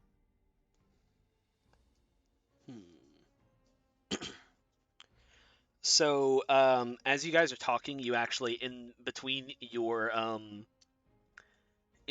talks, you hear like kind of murmuring, not murmuring so much as like soft groaning in the background, of like a high pitch. from one of the 6 doors in this hallway. Gentlemen, I believe we are not alone. And as you say Scythe this, go ahead. No, I just said scythe out. Oh, and as you say that, nothing comes out of the doors out at you or anything. No, she doesn't say that. I meant to say to Arctos, like as Arctos says that. okay. Good. Sorry. She just she doesn't even do it. She just says scythe Scythe out. out. Nothing happens. Go gadget, scythe out. Everyone's like, "What was that a spell? Was something supposed to happen?" I cast Scythe. No, you just hear like.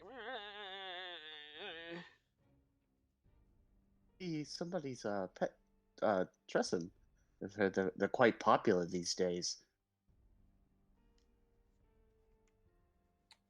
I go start and walking. check that door. Okay, there are 6 doors. So 3 on the north end and 3 on the south end. So 1, 2, 3 north, 1, 2, 3 south. I check.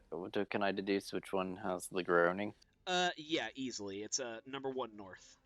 All right, let's do that one. So you open this door and it looks like you see a goblin that is stuck on the wall. It looks like he has been strapped to the wall by vines. But more so than that, it looks like the vines are actually melded into his body, and his eyes are just white and empty. And you hear him mumbling. And Talgan looks at it and he's like, "Oh, Palo preserve us. The hell has this man done?" This is an aberration. Oh, that's a goblin, but I can see how you could be confused in its current state. God damn it. I put it out of its misery. It's super easy to like cut this thing's throat. Yeah, it's like, and none of you speak Goblin. And actually, Spicy looks at it. She's like, "Oh, that's very sad. He said thank you." All right. This leaves 5 more chambers if you guys would like to check them out. How about north number 2? North number 2. Let's see. You guys see 2 sleeping goblins. They look like they haven't been altered like the first one has. Do we still see some of those like vines and fungus and stuff similar in the room? They're like omnipresent.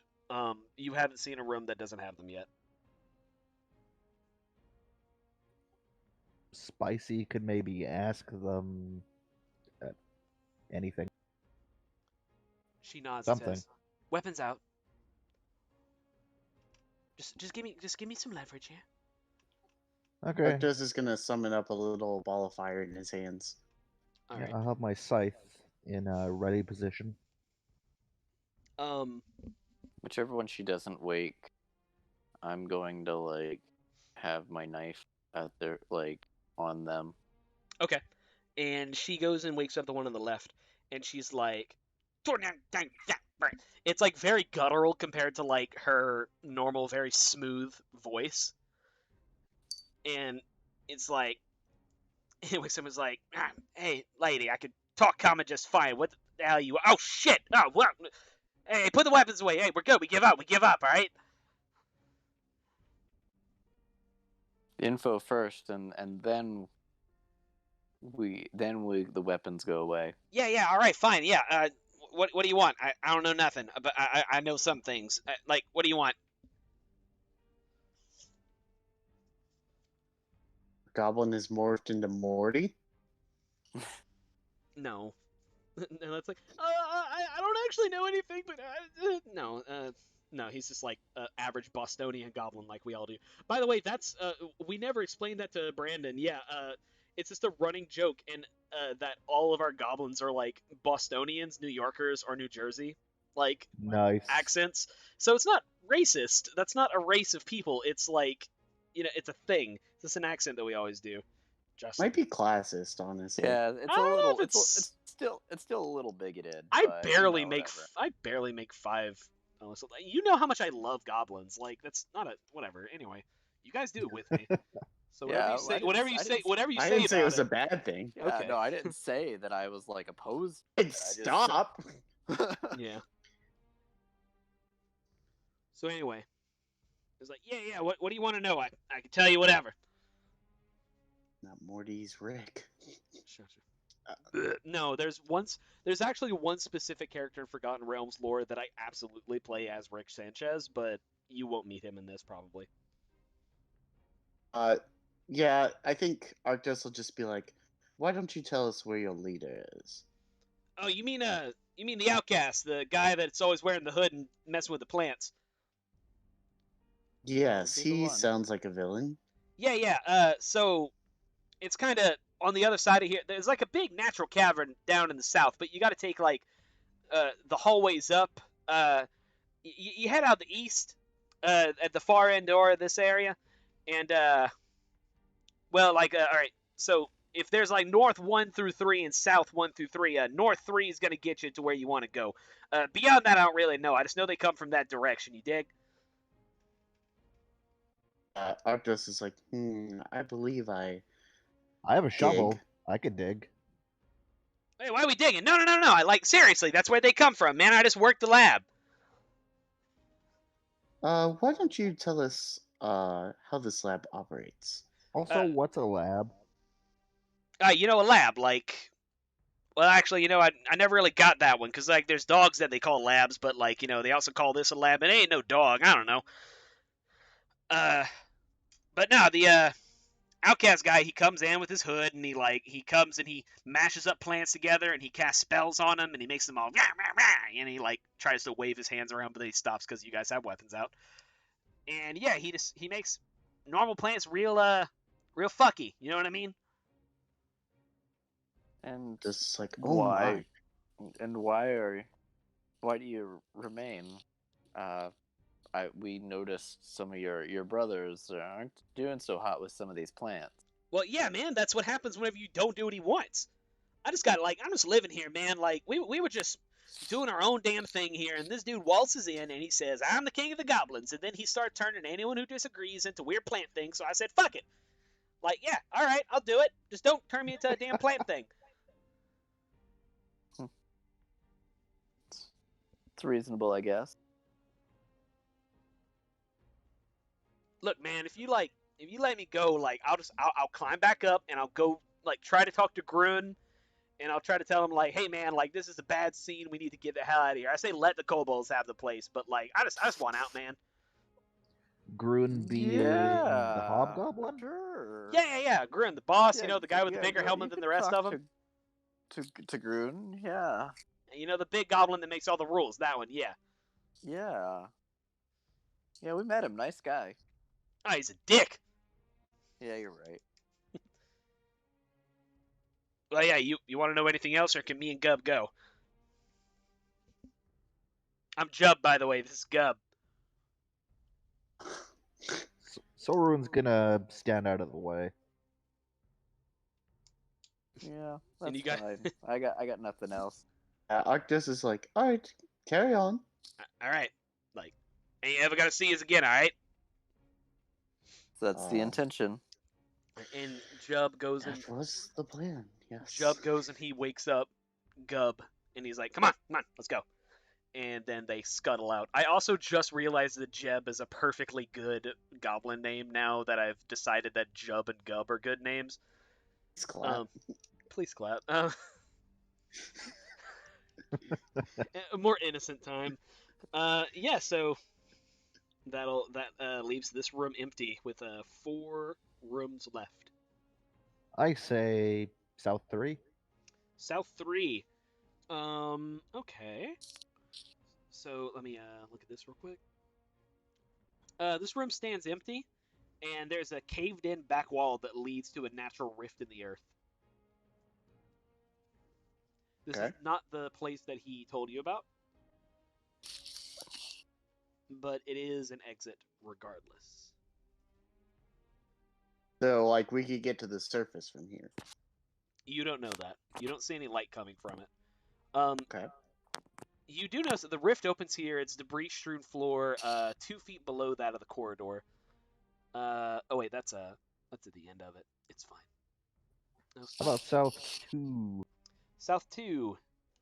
This is fun. South Central Chamber.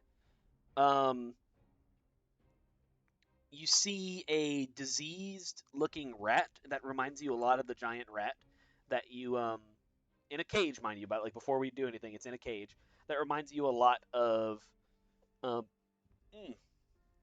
the giant rat queen that you fought earlier. It has like these glowing green pus-filled like bubbles all over it. Like this tumors all over it. Tumors that look almost woody and fruit-like. And you also see a couple fancy vials that that are like strewn about this room, kind of all over the place. One of them is full of a dark green liquid that is reflecting some golden specks within it. Morven, would you please put Was this it- thing out of its misery? Yeah, sure. I It's easy. identify the potion or the vial. You can make me a very difficult Arcana or Nature check. Okay, well, it's gonna be an Arcana check. Yeah, you've never seen anything 22. like this. So, God damn it. You've Maybe I never don't seen know anything exactly- like this.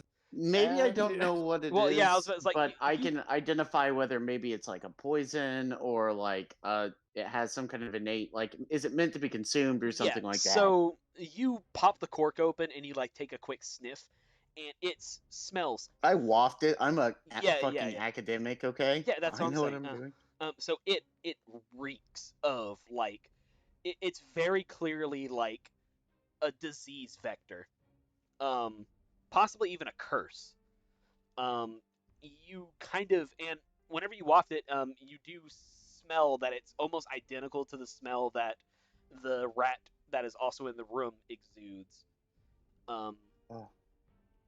So yeah.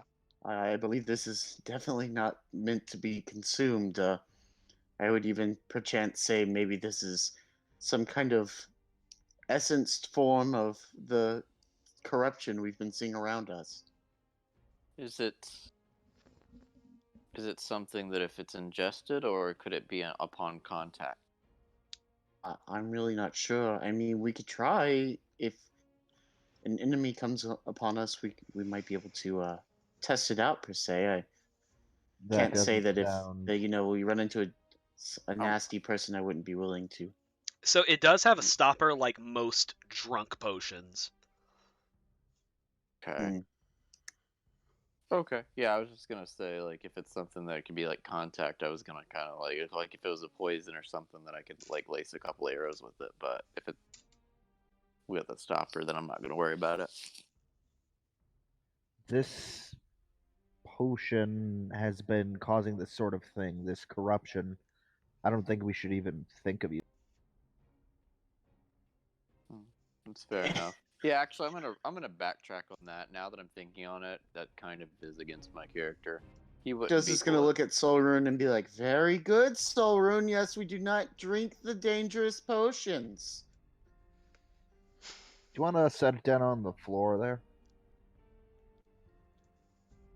Sure, I don't see why. He's just gonna sit it on the floor and then take a step back, I guess. Cool. I'll smash it with the bottom of my scythe, like the handle. Yeah, the glass vial explodes and it shatters, and the liquid kind of sputters out in bubbles, and not only bubbles but just like festers for a little bit. You swear that you see like a tiny hand stretching out of the liquid until it finally just lays still, and it actually loses a lot of its color and becomes completely black.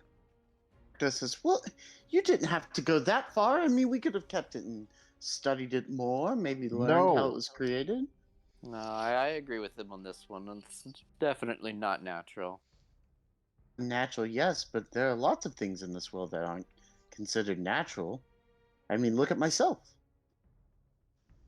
Yeah, but this is the opposite of natural. This is That's what unnatural means. Well, but And it he is. just kind of like he looks at the other people in the room. He's like, "This guy, come on, like."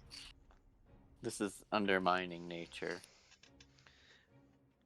I And cannot stand for it. Spicy's like, I kind of get where. Sorry, excuse me. I kind of get where Arctos is coming from, but also I don't think we have the time to stand by for experiments, now do we, darling? To each their own. I mean, I'll have plenty of time when I'm back at the college, once I've figured everything out. So after we put the rat down, South one. South one. Oh, cool. So this room, it looks like a casking facility. There's like a little area that is full of this this There's a mash. couch in the corner. It's No. the casting couch. Oh my Ew. god. No, boo. Boo. Disadvantage. De-inspiration. Bad. It's fine. It's fine. I give him my inspiration. Just When if did you you take get- his away, I'll give him mine. When did you It's get worth it. inspiration? I don't know. Maybe. I give him a pat on the back. Yeah, I was like, what the fuck? So let's see here. Two goblin. No. Yeah. So there's like this thing. It's like a large, kind of like half barrel that is full of this mash that is very clearly like fungi and roots. Um, and it has a straining bin that is catching this dark liquid that you, for having been exposed to it earlier, realize is goblin wine. And there are several full barrels and bottles of it nearby. Little goblin wine here. Some people consider this a delicacy. Those people are goblins. That may or may not be true. Yes. I'll slowly take like a tankard out of my explorer's pack, and I'm gonna fill it up Okay. and take a sip. So you drank this before and it made you like sick to your stomach, and I'm like making you do it again. Like, yeah, make a Constitution save. Like, Oh, I didn't drink this before. The thing I ate before that made me like sick was you were so right. You're right. Yeah, you know what? No, you're a dwarf. Like, fucking, you could stomach just about everything. It doesn't taste good. I also rolled like a 22. Yeah, no, it tastes like if you licked the wall of a cave. Which I don't know. Some dwarves might be into that, but natural enemies and all that shit. But yeah, no, it tastes like fungus and roots. Like, it doesn't taste great. Solrune's gonna be, or Arctos gonna be, Solrune, please stop eating and consuming everything we come across. It is She's very gonna smack her unnerving. lips You and say- must test these things. She's gonna smack her lips and say, it's not bad. Not good, but it's not. Yeah, I should stop describing things as bad or good because I feel like it's more fun to describe what it tastes like and have you decide if you like it. Oh man, that's good. Besides that, yeah, it's just a winery in here. Are there bottles or anything in here? There are a couple bottles full of it, some of them half full, some of them toppled and cracked. I'm gonna take as many intact bottles as I can. You can take 3 full bottles and like 2 half bottles. I'll combine the 2 half bottles into 1 full bottle. Yeah, so I have guess 4. I guess you could do that. Yeah, yeah. You have 4 bottles of goblin wine. Congratulations. Just is rolling his eyes. He is so far past contempt for Solrune. Like,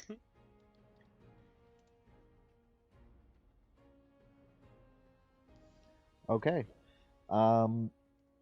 Before we headed into this structure, there was like another door to the south, I think.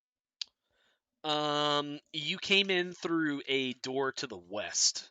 That led you back into the large square room that had the natural cave entrance to the north, the door you just went through, and another door to the south. Yeah, guys, do maybe want to backtrack to find out what's down there? I mean, you're leading, so if you're feeling okay, then yes, I suppose. Solrune will polish off what she scooped up in the tankard, and then we'll go south. Okay, south to the door through the south. I just want to make sure I heard that right. Yeah. Okay. Alrighty. Yeah, so you go through the door. Let's see here. A little more ominous version of that song. Let's see. All right. So you make it down a hallway that eventually runs into a collapsed section of earth. That kind of bisects the hall. And there's no way to go further down the hall. It just becomes this this rift of dirt. And if you would like to pass the dirt, you most certainly can. And so whenever you're inside the dirt rift, you can see it goes further down to the southwest, and it also it becomes the stone hallway again. Like you get past like the dirt collapse back to the original part of the stone hallway down to the south. So you can take the stone hallway down to the south, or you can take the dirt pathway to the southwest. I don't know. Do we want to keep following the hallway?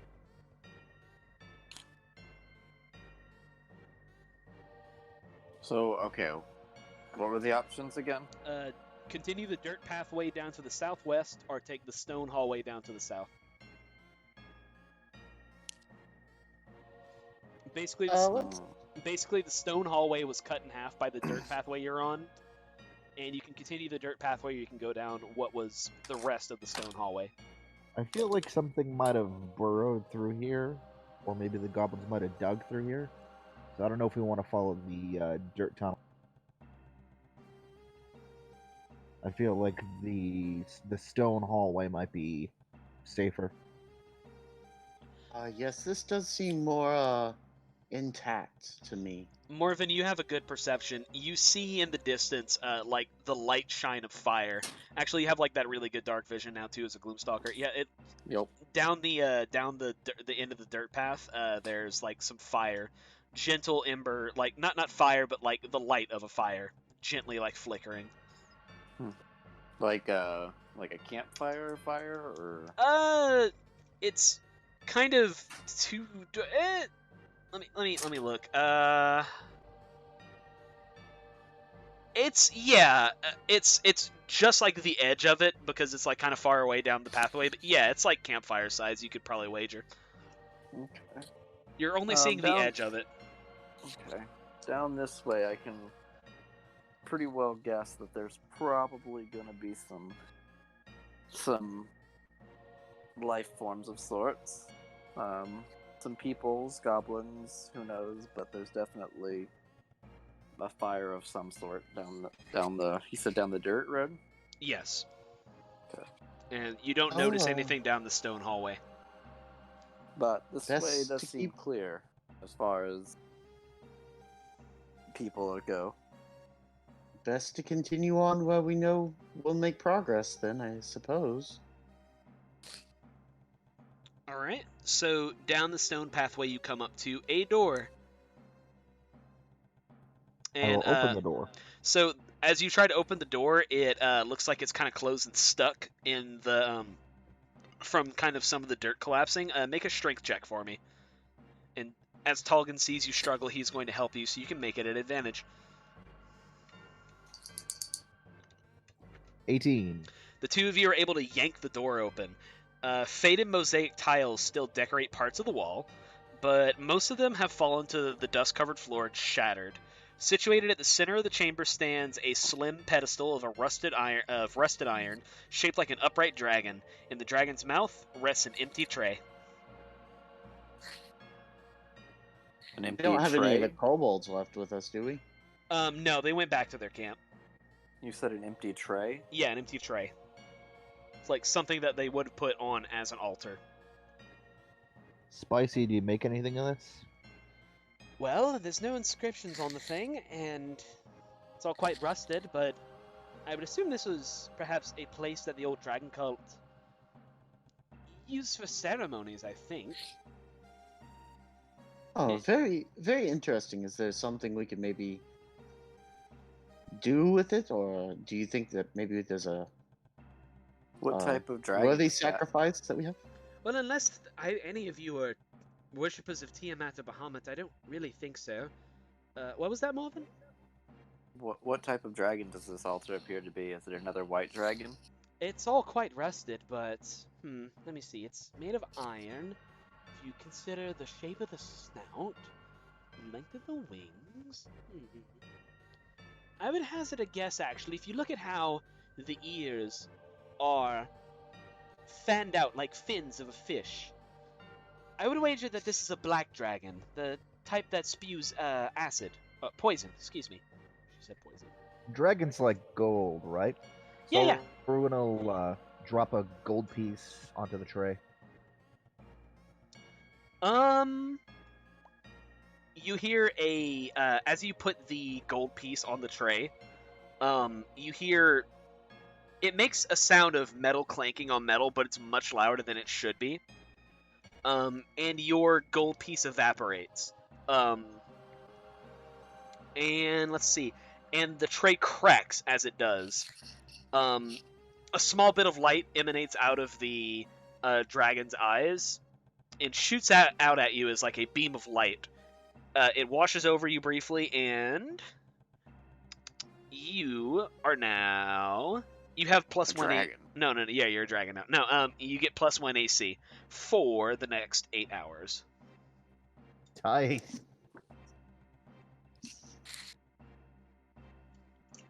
You're a wizard, Harry.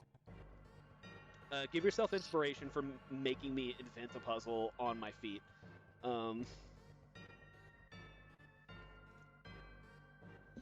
Anyway, there's nothing else in this chamber. It is quite barren.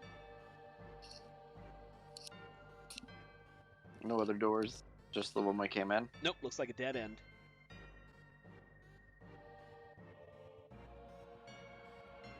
Oh, I feel pretty good about that. Yeah. Alright, so let's go back around on that dirt road then. You want to go down the If dirt you guys road? want to, sure. Sure. I mean, you know what they say, when the main entrance is closed, always take the brown road. Oh my fucking god. The rift widens, creating a cavern-like chamber. Small 2-foot diameter holes riddle the node. A dim, fiery glow shines out of one such hole. It looks like this little hole in the dirt wall is what is causing the shining. The glowing. I'll say the glowing. Stephen King's The Glowing. Anyway. Yeah, what do you do? So it's all dark and such No, up it's to that actually, point, though? No, it's actually quite Oh, it's- yeah, the fungus and all that bullshit. I forgot about that. yeah, not even that, but it's just like it's the light coming from this one hole is actually bright enough to give like a soft light to the entire chamber. Gotcha. Also, I look at the party. I'm like, most of this flora and fauna doesn't appear to be natural. Feel free to torch it or destroy it as you go. Oh yeah, Soul Rune's gonna take her scythe to some of it. You're like getting rid of some of the fungus inside this chamber. Yeah, fuck it. Okay. Yeah, just kind of like passive. Like for me, it's kind of just a passive thing. Like as we're going, like I'm just kind of passively like taking things off the wall, just kind of this isn't natural, kind of Gotcha. like trying to not like actively trying to like take time and destroy it, but just as I go, kind of. I agree. So as you're disturbing like the ground and everything, the light in the hole starts to get brighter, and then you see something come out of it, and it's a fairly large hole because out of it juts a large orange and red snake. And the snake appears to have like a bunch of frills and like tendrils. It's kind of draconic looking in appearance, but it's still very clearly a snake. I'm gonna put a link to what he looks like there. But yeah, that thing's jutting out of the wall, and it hisses at the three of you. What do you, or the five of you? What do you do? Hi there, fella. And it's, Uh, and as it hisses, like you hear the crackling of a fire in its throat. you know what? I'm gonna advise everyone to back up. I'm gonna pull out my whip, Ooh, and I'm gonna kind of. Can I speak to it in Infernal and see if it responds? You could try. Yeah, I'll speak to it and say, we mean you no harm, oh great snaked one. It doesn't look like it is responding to you. It keeps acting like it's defending its house. Okay. Let me read Oh, this. I've got nothing. I might have something. Let me.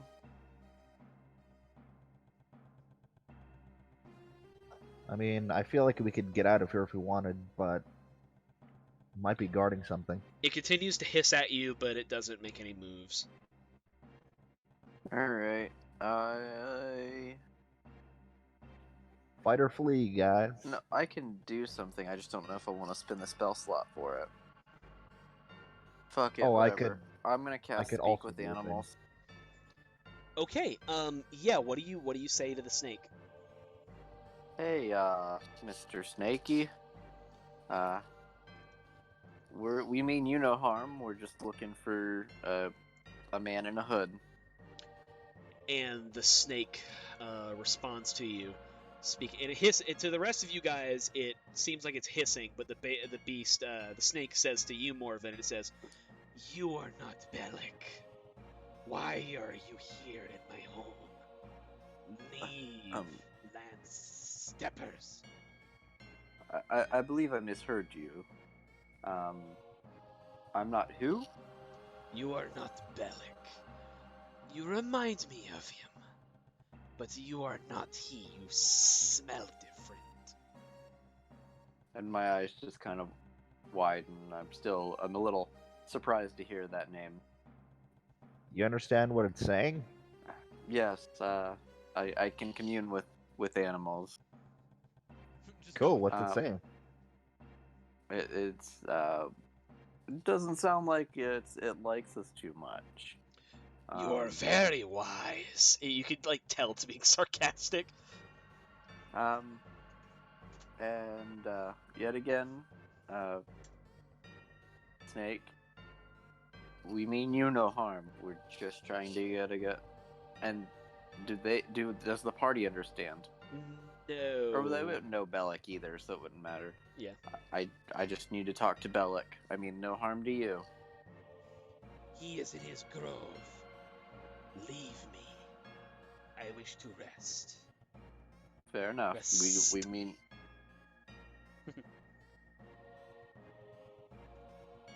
And yeah, that's all. Yeah, like go take your nap. We will not disturb you. It's staying out of the hole until you guys leave, basically.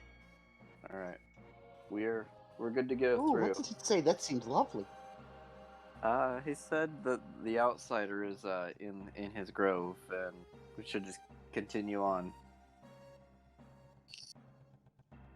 Okay. Okay. So you return to the original crossroads of the dirt path and the stone hallway. Do you take the stone hallway back to the original room you came into, or do you try the other end of the dirt path? So we'd be backtracking with the stone. With the stone, you'd be backtracking, yes. The other end of the dirt path you have not gone through yet. I mean, we Let's could go. check that out. Yeah, let's do that. Okay. You guys go down the dirt path, and it eventually terminates at a busted down wall, and you find yourself in room South 3 of the laboratory. Cool. So on to North 3, and we're gonna go to this grove. Okay. There is still the natural cave to the north of the original room if you still wanted to check that out, but yes, you can take North 3 if you would like to. I don't know. What Wanna do you make- guys think? There's make sure a you cave. make sure you guys know all your options. Appreciate it. I mean, I feel like the cave is inevitable, but we can go ahead and check out this room.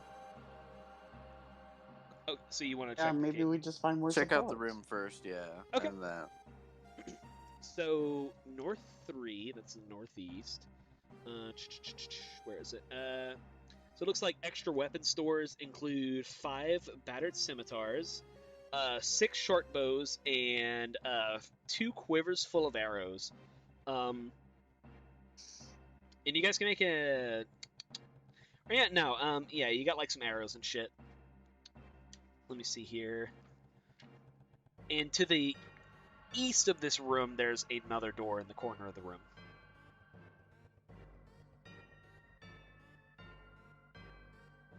Does anyone need to gear up while we're here? No, I believe I have plenty of weaponry with me. I know we don't track arrows, but I'm just gonna go ahead and say that if I was low, I'm just gonna stock back up. As you investigate the arrows, you find that one of the quivers contains 3 + 1 arrows. Ooh. Oh, We all only right. so that's kind of one of our home rules. I think like that's a generally unspoken rule. Is we only track magical ammunition. So Yeah, I dig it. Yeah, so 3 + 1 arrows. Okay. All right. Yeah, and there's the door to the east. Just looking over the make of the scimitars and stuff, they're just kind of standard scavenged goblin scimitar type thing. So no, they actually look like they're man-made, but they're so old and battered that you don't think they'd have more than a couple hits in them. All right. You kind of get the impression that these are probably the weapons that the Dragon Cult had. Hey, Spicy, you're studying dragon stuff, right? Well, yes, but more so like the altars and the creatures themselves. I suppose like the weapons are interesting, but it doesn't look like they're very different from blades made at the time period. They probably bought these from a neighboring settlement before they came here. Okay. Let's go through the story. Okay. Let me see here.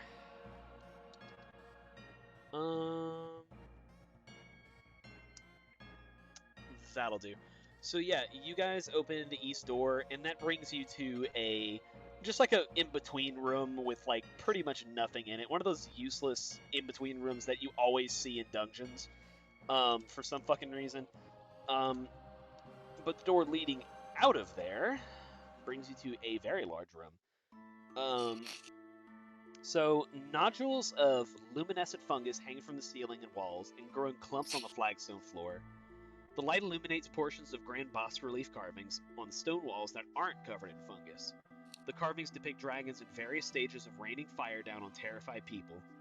Soil and compost cover half the chamber's floor, which allows a variety of feeble plants to grow. A bench containing simple gardening implements stands on the west wall. So, with this place, so it brings you to kind of like a 4-way junction. Obviously, the way to the west is where you came. There's a door very close to you in the north. Then there's a door down to the east, more in the center of the hallway. And then far down the hallway to the south, there is also another door. Perception. Yeah, your dark vision lets you see that, yeah, your dark vision and your high perception lets you see, Morven, that there is a bugbear on the south side of the wall.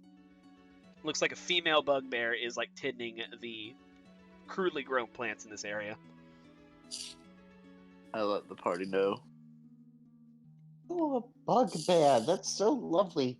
I would love to examine it up close. How are we doing on time, by the way? It's like 10. Just one. Yeah, I'm okay. I'm fine. I kind of figured we're all good, but you know, it's polite to check. Yeah, I probably got at most an hour in me. Okay. Just want to be sure. All right. Yeah. You got 3 doors. got a bench with gardening implements, and you get the idea that the bugbear is tending the garden.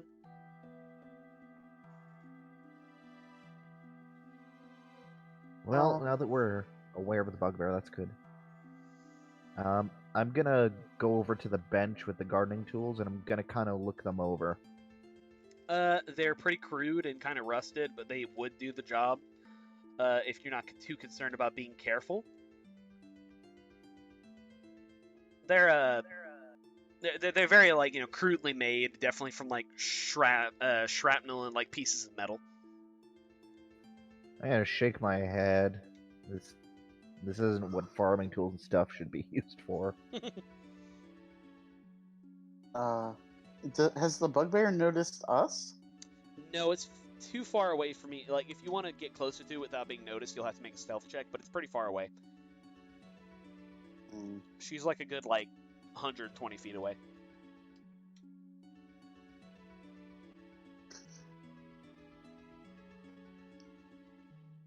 I'm gonna look at them and be like, yes, this is all well and good, but we do have a goal in mind, yes, and I believe that we were told, I believe that our path back the other way was probably the correct direction. Well, you do remember saying that the goblin told you the way you just went to get into this chamber is the way that they usually come from. Oh, okay. Yeah.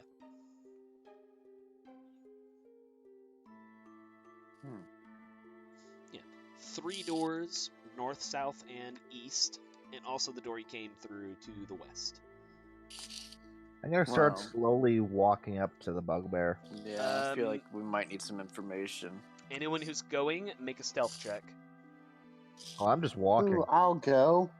Okay. I just talked about how I wanted to get closer to it. Okay, Solrune, without any attention nor care to stealth, you alert the bugbear as you get close, and she spins around. No! And she spins around and holds out a glaive, a sickle-bladed glaive at you. And she's like, "What you want? Hello. Don't step on flowers." Of course not, ma'am. I would never do that. Yes, we actually had an appointment with somebody down here. What was the guy going by again? We've heard him called it. The Outcast. Outcast. Man that goes by the Outcast. You wouldn't happen to know where he is, would you? Outcast told me not to talk to anyone about where he is. He told me to kill intruders. You seem pretty intruder. Well, you see, that's just the thing. We're not intruders. We're actually guests of the Outcast. He invited us down here and told us to meet him here. He didn't leave very good instructions, though, for once we were actually in your home. Make a deception check. Per deception. A per deception.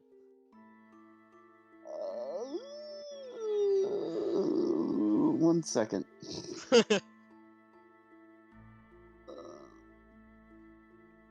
Yeah, I think I'm gonna use my Tides of Chaos. Okay. And do this again. Don't you have to roll a d20 when you do that? No, I just can't.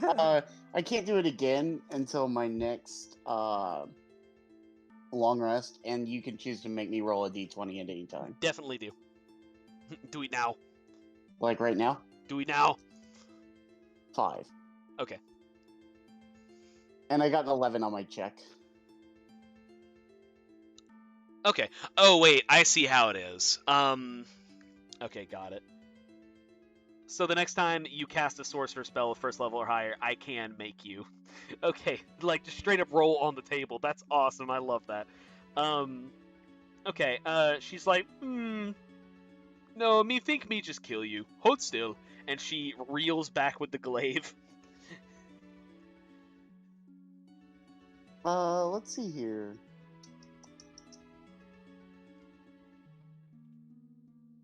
I kind of want to... You still also have your mirror images. I think she's probably swinging towards one of them. I think you still have your mirror images. Let me see. Yeah, I'm trying to look and see.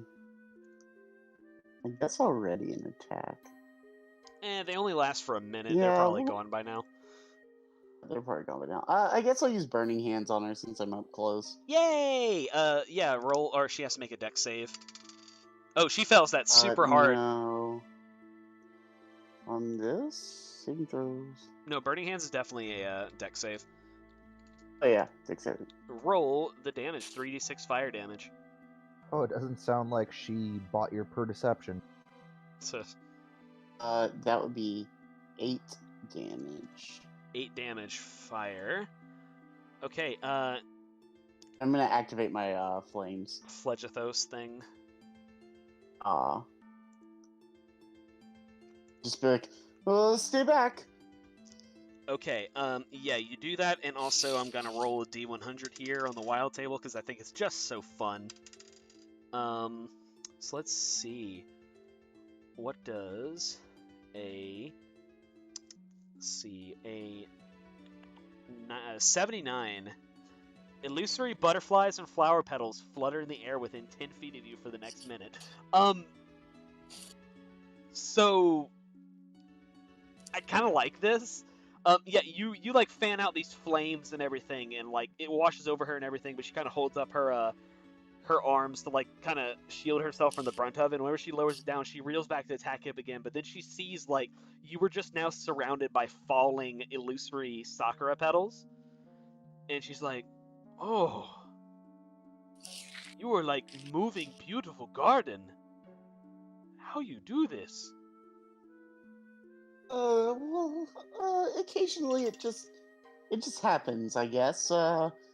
It's happened since I was a little tyke, and it's been getting steadily worse since. It's actually a little unnerving to myself. I'm sorry if it was unpleasant.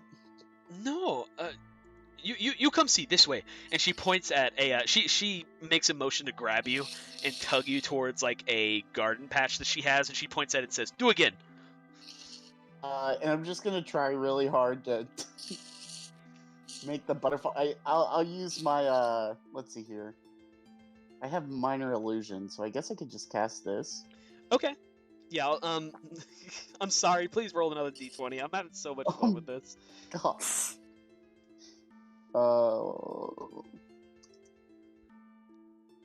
15. Okay. Yeah. What illusion are you doing? Just the same butterflies that appeared, but this time I'll make them like chromatic.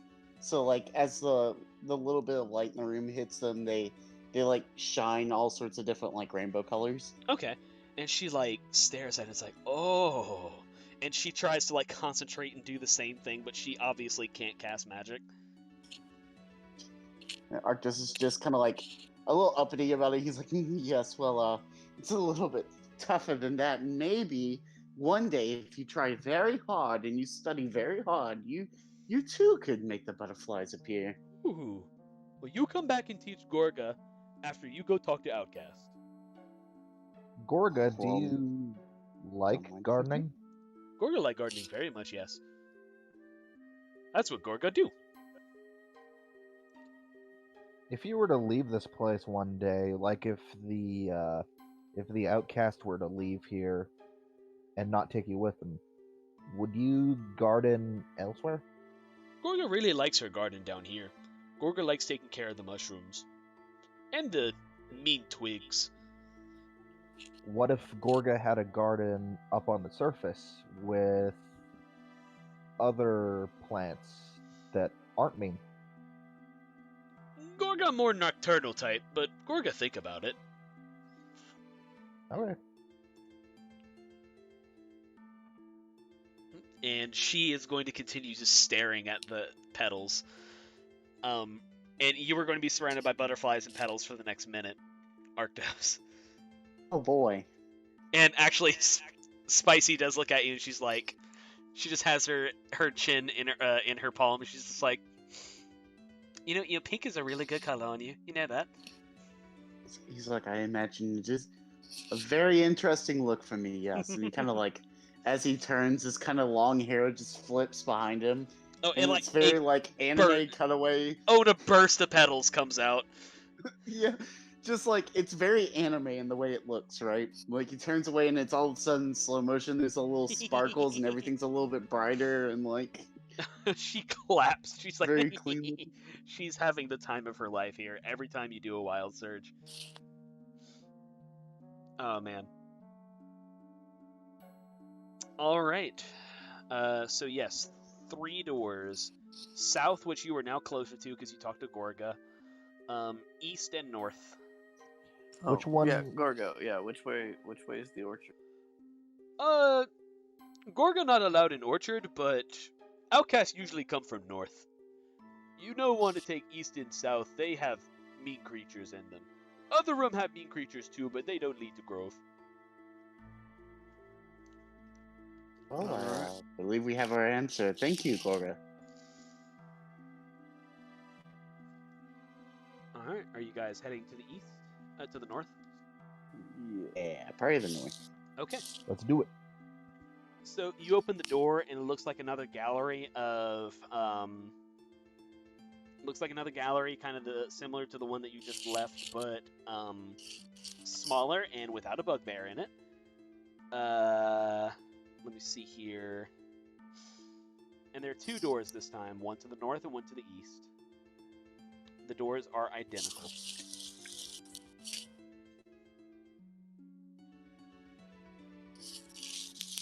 How about east? Okay. You open up the door to the east, and you open yourself up into an arboretum. Luminescent mist blurs the edges of this octagonal chamber, and as you open the door, it bursts out from the floor, on the floor, kind of like a fog machine. Nodules of glowing fungus dot the stone walls and ceiling, as well as the caps of toadstools and mushrooms, small polyps, puffballs, and lichen. The humid air reeks with rot. And you see 3 skeletons who are currently armed with shovels and rakes that are, tending to a bunch of scorched plants in the arboretum. And there is one particularly feisty plant in the middle of the skeletons that is kind of like swerving around but not attacking them.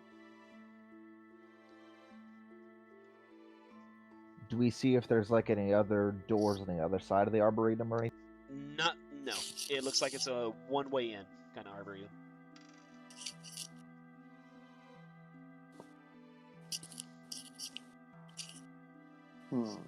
Maybe we should deal with the outcast first. I don't know anything about skeletons and whatnot. Maybe they'll stop gardening if he's... That is generally how the spells usually work, yes. You raise a skeleton, and if your magical essence is no longer there to sustain them, then yes, usually they will rot away and die. Cool, so back into the hallway, close the door, and try the north. Okay. You open up the door to the north. This leads you to yet another arboretum, but this one is empty, save for its plants. Hold on.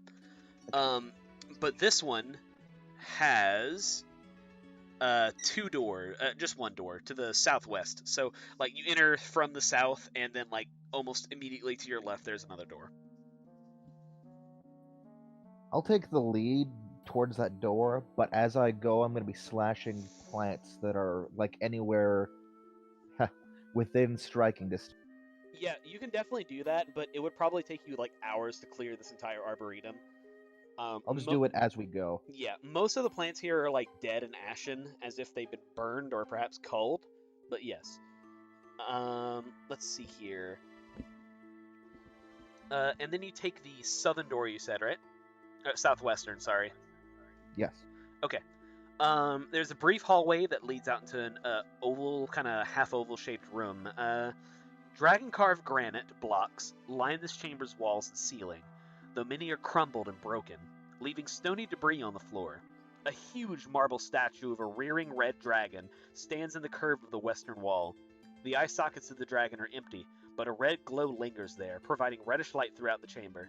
The radiance casts an inky shadow beyond the statue's wide wings. A 5-foot diameter circular tile of dark stone is set in the floor in front of the dragon statue. Runes are carved into the circular tile's inner edge. I forget. Can Spicy read your card? Spicy can, yeah, she's a draconic scholar.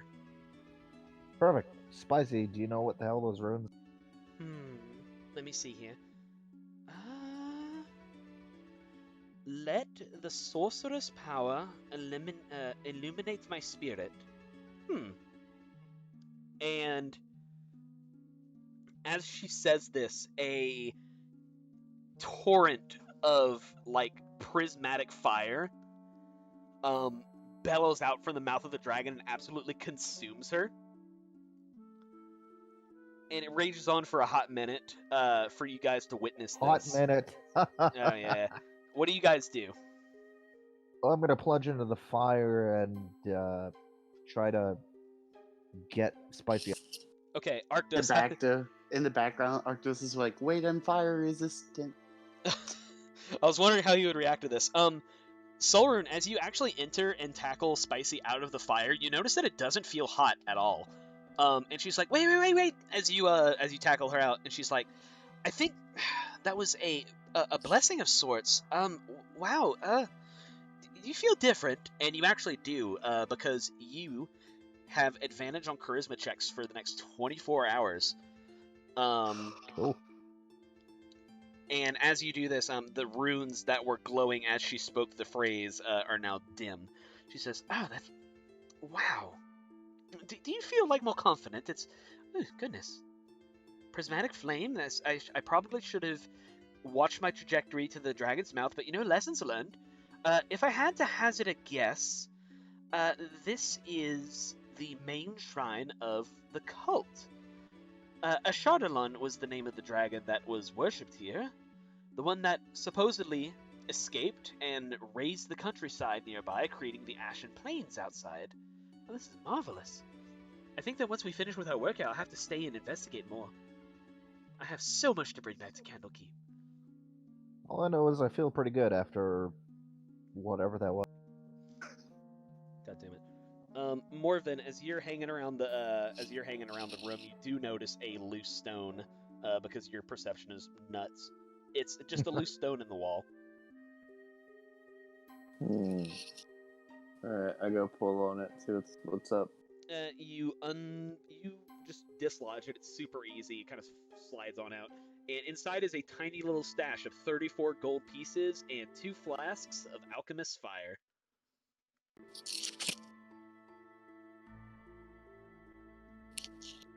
How much was it again?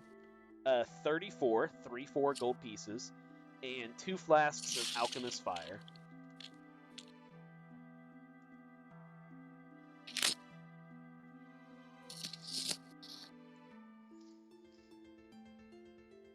What'd you find there?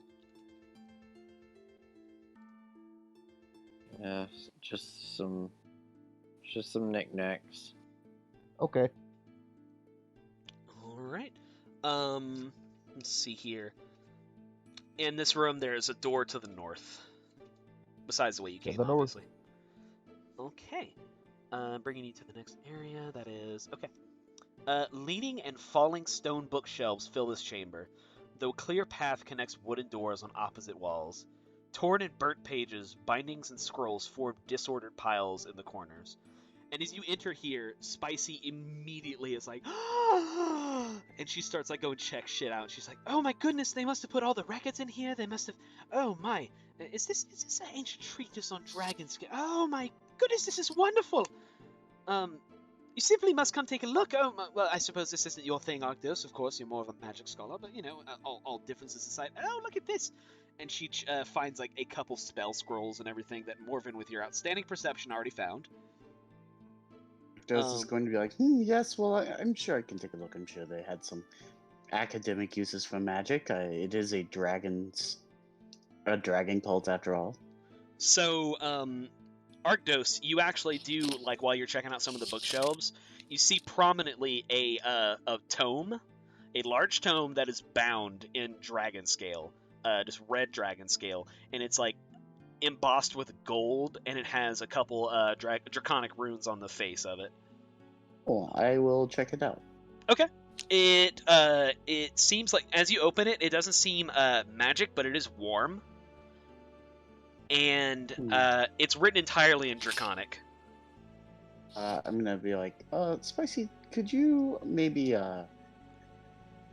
read this for me? I believe that this might be of some interest to us. She looks like a 5-year-old whose birthdays and Christmas has just come at once.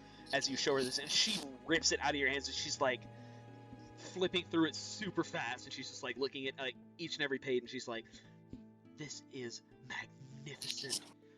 Oh my goodness, this is a tome of dragon lore.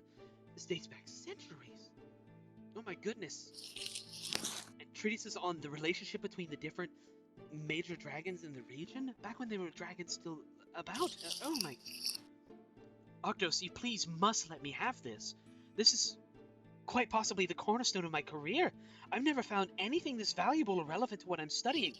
I promise you, if you let me have this, I will pay forward to your entry to Candlekeep if you ever choose to visit. Do you hear me? Free of charge, I will front it. Of course, that sounds wonderful. I mean, anything to help a fellow scholar. Oh, thank you so much. I'm sorry I said the thing about the pink. It does look very lovely on you. Contrasts the purple very well, but...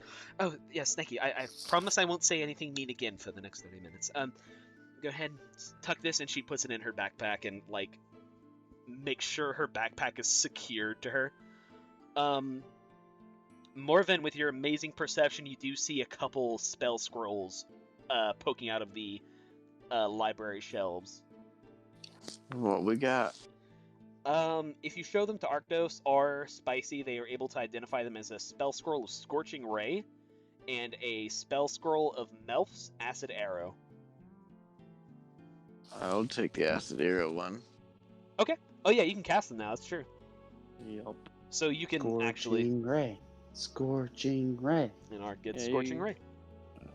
That's right. All of you can read magic now because Solvern can cast spells too. The only person who can't is Dolgan. Fucking normie. And Fucking actually, muggle. Tolgan is actually kind of like, well, I see all this, but still no sign of my sister anywhere. Very true. I wonder if he's holding her closer, inside the cave. That is What both. levels? What? Sorry, what levels? Acid arrow again. Acid Arrow is a level 2 spell, I think. Let me see here. It is, yes. Tolgan's like, I don't know if that is incredibly comforting or incredibly unnerving. Suppose we'd have to go further in and find out, won't we? So there's doors out here where? From here, there's one door to the north and one door to the south where you came from. To the north again. Okay. Let me see here. 52. Damp uncrumbled steps descend sharply. So yes, it's a stairway. Down the stairs, After then. you. Okay, I have to. I can't just say you do things like that's a faux pas. Yeah. So these stairs go down about 15 feet. An 8-foot high stone corridor passes about 7 feet below the northern arboretum. So like, you notice there's like marred glass on the top of the ceiling of the stairwell where like you can see above into the arboretum above you. And as this hallway terminates to the south, there are 2 doors to the east. Yeah. So like, Let's you know, try one of them. All right, the first one you come through leads you to area 53. Does that have aliens? That's where they actually keep the aliens. Area 52 is the front. So you try to open up this door and it is locked. Cool, I'm gonna put my shoulder into it. All right, Thalgan helps. Make it a strength check at advantage. 20, not natural, but You guys do bust down the door from its hinges, and it produces a cloud of soil, just like into the and like dust and soil into the air. A layer of soil covers the floor. Rough wooden shelves filled with a scattering of tomes and scrolls line the north and east walls, and a rough-hewn desk stands in the center of the chamber. Fungus on the ceiling provides light, apparently in sufficient quantity, excuse me, to nourish several small bushes and pale saplings that grow in the soil.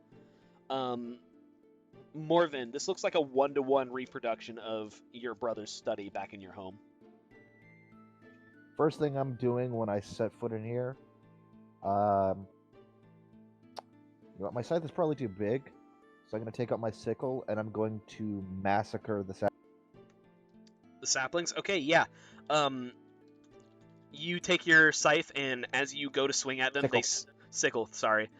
They go to strike at you as they are twig blights, but you destroy them before they are able to go back out at you. Yeah, this Cool, is I'll make sure they're. Go ahead. I'll make sure they're properly destroyed, like roots and all. Mm-hmm. Yeah, they're easy enough to destroy. What are the others of you guys doing? I think Arctis is probably like looking at the moss on the ceiling, pretty like blown away. Like he's like really wowed. He's like, Yeah, my lord, Morven, is this what you're used to it back home? No, this is definitely peculiar. And Morven is going to be going through like ledgers, journals, basically trying to find any evidence to confirm that this is valid. Yeah. So, as you're going through things, and you got your fucking baller. Everything is DC 15 Wisdom Perception checks in this fucking dungeon. So you find the following treasure. First of all, you find a spell scroll of Entangle, a spell scroll of Protection from Poison, and a tome on druidic theories on the circle of life and death. And also, cubby holes in the desk hold 365 gold pieces. This treatise on druidic theory is very clearly your brother's handwriting. And it goes on for hundreds of pages.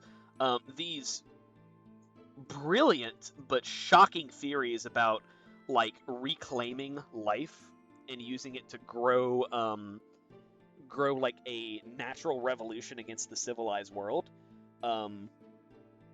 and theories on how to use something called the Gulthias tree. That's Gulthias, Gulthias tree. It's in no great detail, but it posits that the Gulthias tree can spread the reach of nature to even places guarded against its influence. So the divvy for the gold there, assuming Morven doesn't try to like sneak it away. Sure. 2 people get 122, and I'll take 121. I mean, you can take 122. We can round it up to 366. I don't give a shit. All right. That one gold piece is all you need to defeat the genie final boss at the end of the last campaign. Now, but yeah, that is should have done more side questing. Yeah. So yeah, it is very, very evidently your brother's handwriting. It's his way of thinking, except definitely he's become more extreme in the past couple years. And he refers several times to something he calls Morven's folly.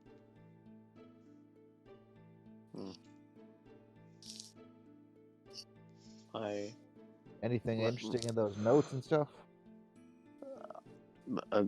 A ghost from my past.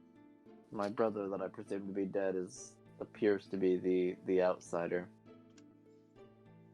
And the outsider is a ghost? He might as well be. I thought for sure he was dead. Arctos, do you know how to kill ghosts?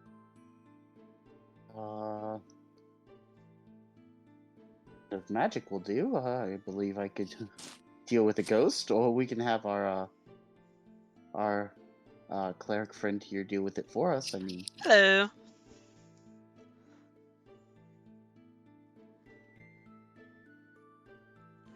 the logic is all very sound. There anything else you guys would like to do in this room?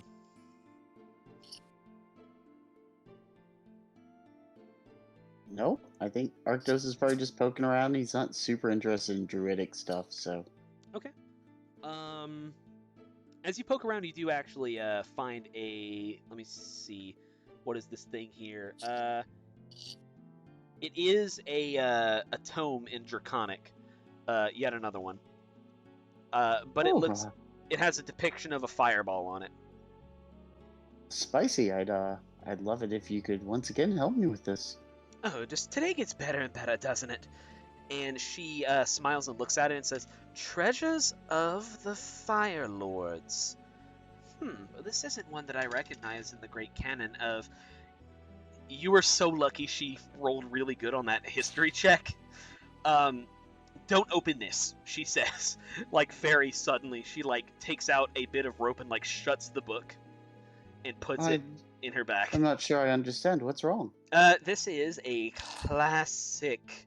Well, I've been in a couple of Draconic ruins every once in a while, and Treasure of the Fire Lords is it's a bit of a play on words, you see. If we open this, it explodes. Because the Treasure of the Fire Lords is a very large fireball, and, well, it doesn't feel very good. I'm not showing you, obviously, because, you know, intimate scars and everything, but, like, I've been burned a couple times. Yes, I'm sure my partners would like to avoid that. That could be helpful in destroying some of these plants and such. Yes, certainly, but the thing is that you need to open it to a specific page, and you need to do this yourself. Okay, maybe not then. Yes, you'd be exposing yourself to quite a lot of danger. Arctos is like, well, I am fire resistant at least. Well, then you can hold it, and you can deal with the consequences of opening it. Just make sure to do it several feet away from me. Like, all right. He like, honestly, academically, he's probably like, you know what? I might try it later. Of course. All right. And there is a door to the south, which you presume leads to the room that the other door to the east in the previous chamber led to. Let's open it. All right.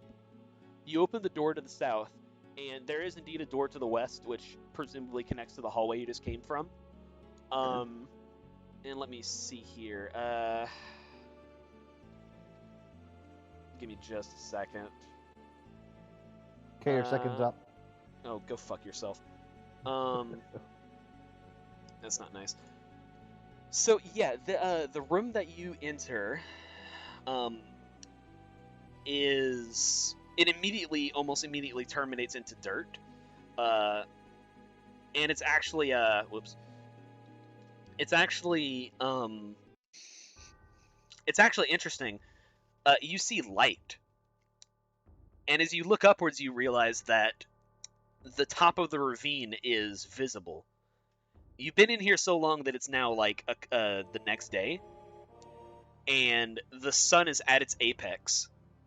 Today is the summer solstice, and the sun is at its height. And the way that the light is filtered through the vines and everything, gives it like a soft glow that only hits certain areas of the room that you're in. The room extends to the south a couple 100 meters, but in the distance you see a few figures standing in front of a massive tree. Let's see here. That's actually just like me saying things. It's not even the description of the room.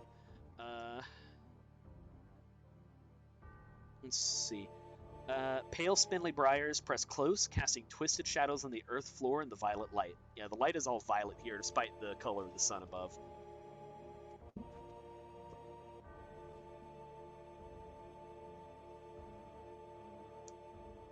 Okay. The tree and the figures in the distance are several hundred meters away, but you could walk to them unimpeded. I'm going to look at my compatriots and kind of nod and be like, maybe we take a more stealthy approach, try to find out what they're doing first.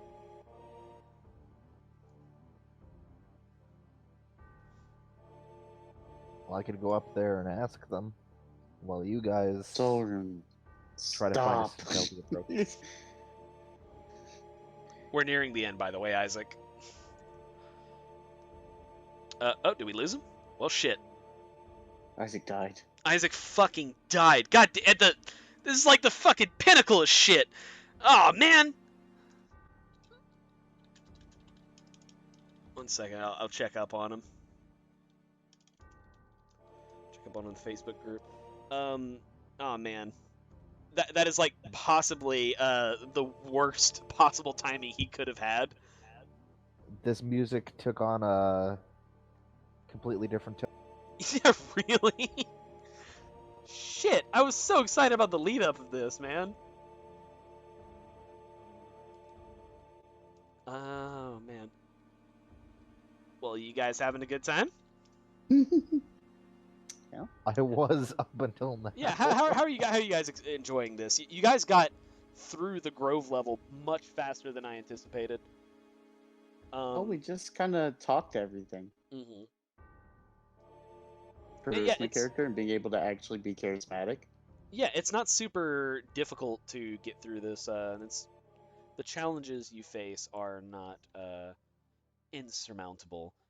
Unscholarly character figuring out gold puzzle. Mm-hmm. Well, the gold puzzle.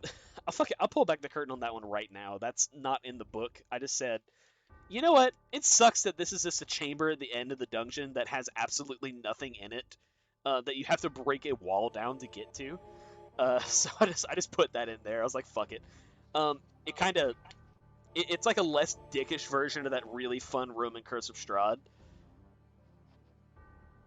I haven't actually played Curse of Strahd all the way through, so I don't know what room you're. Can I tell you about the really fun room, or would you rather not be spoiled? Is it the one with the treasure chest that's on the ceiling? Yes.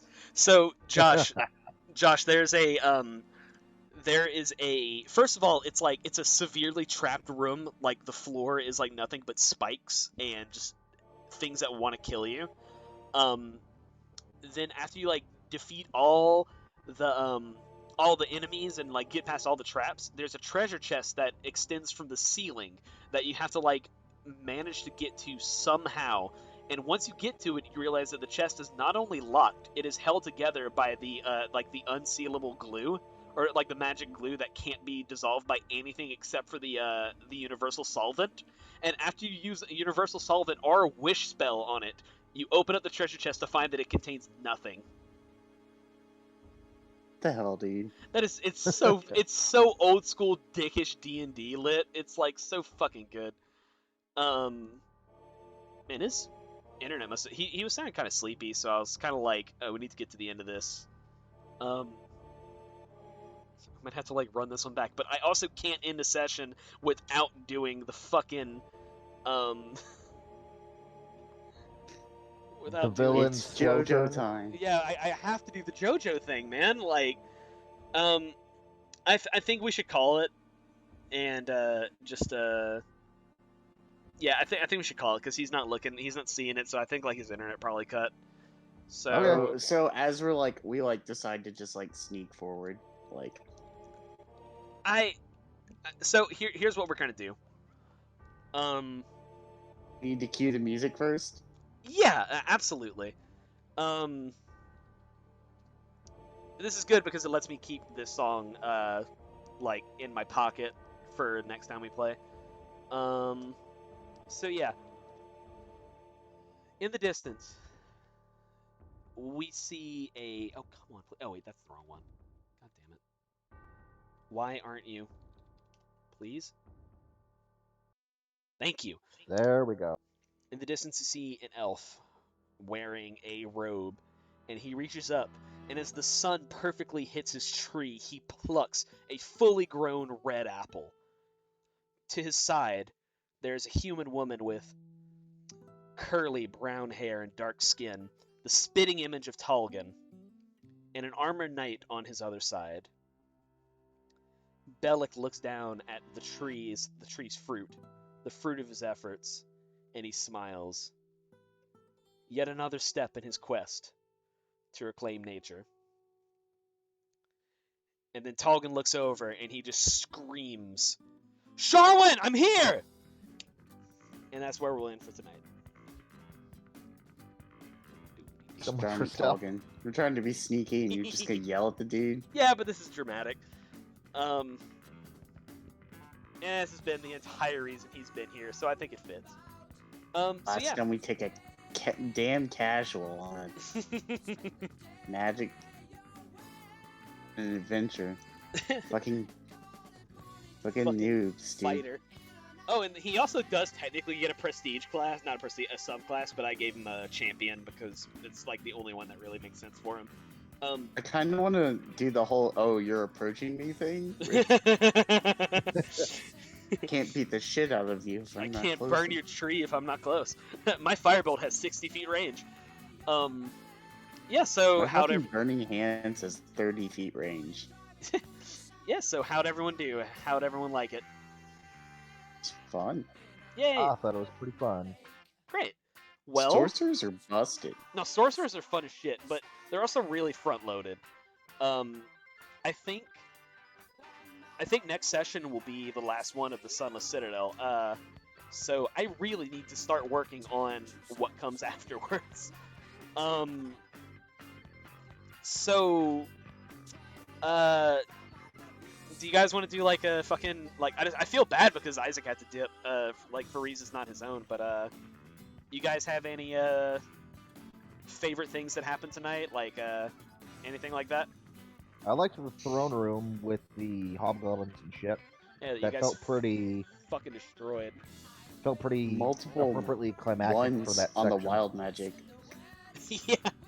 And it's fun because like Grun has like 19 AC and his hobgoblins have 18 AC, but they also have like shit HP, so if they get hit once or twice, they're dead. I was See- like, it's hobgoblins. They can't be that bad. No, they just wear a Mhm. shit ton of armor. And They then were- you were like, 18 doesn't hit. And I was No, like, yeah, "Excuse they wear a me?" lot of armor and they hold shields. So normal hobgoblins have second- 18 AC, and Grun has For 19. a second, I was like, is he immune to fire or something? Like, That would be really cool, but nah, not quite. like how is this hobgoblin immune to fire? What? I'm glad I finally got a kill. Yeah, no shit. It's like your first time killing something in the entire campaign that wasn't like a goblin. No, it's her first kill, period. Period. Okay, Like, wow. I've wounded stuff, sure, but I've never gotten the kill shot on anything yet. Well, shit, I should have like dramatized that a little more. I don't want to bring too much attention to it either, but Arctos hasn't even been attacked yet. Yes, he has. I've totally hurt you before. You know, I don't think you have. I've done damage to you before. I'm almost positive. I think the troll hit you. No, Troll the hit troll me. like got burned up. I know Troll the hit me and maybe Spicy. I at least shot at you once this session. I think the hobgoblin shot. Yeah, because I destroyed one of your shadow clones before. Because the mirror. Oh yeah, maybe that's it. I keep getting Yeah. mirror images. The mirror images has happened twice, and that's just so funny. I Almost definitely. took mirror image as my second level spell. Yeah, he's just gotten so good at it at this point. No, I It's definitely like shot I at figured you. it out. I definitely shot at you at least once during this session, but I guess it just didn't take.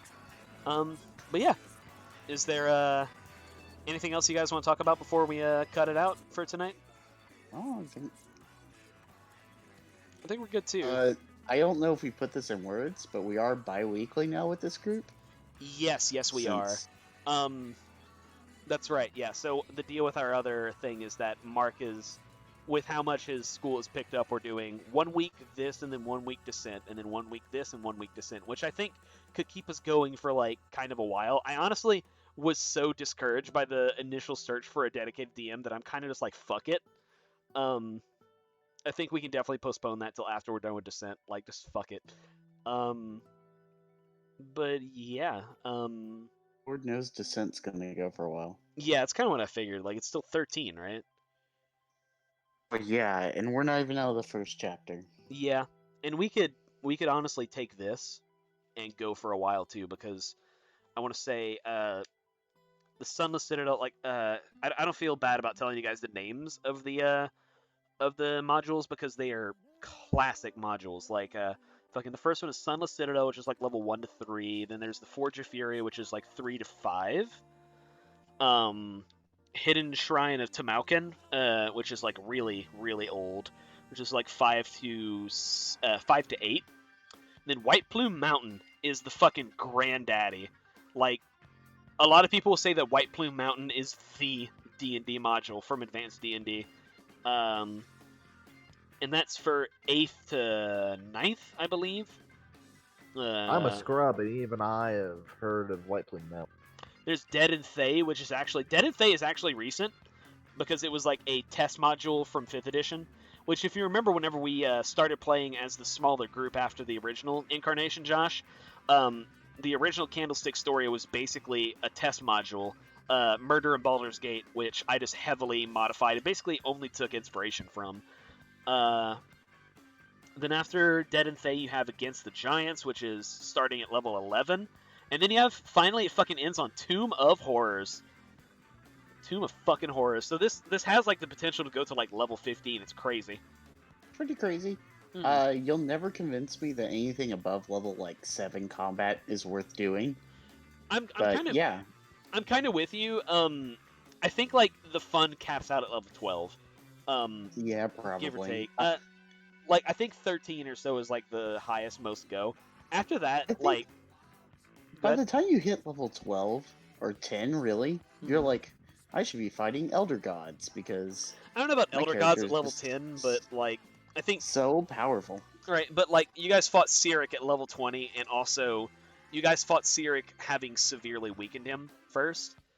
Yeah, I mean, like, but that's the only way you're gonna fight any of those things, is if there's some kind of intervention or anything like that. Of course, yeah. You guys had the help of another god. But usually by that...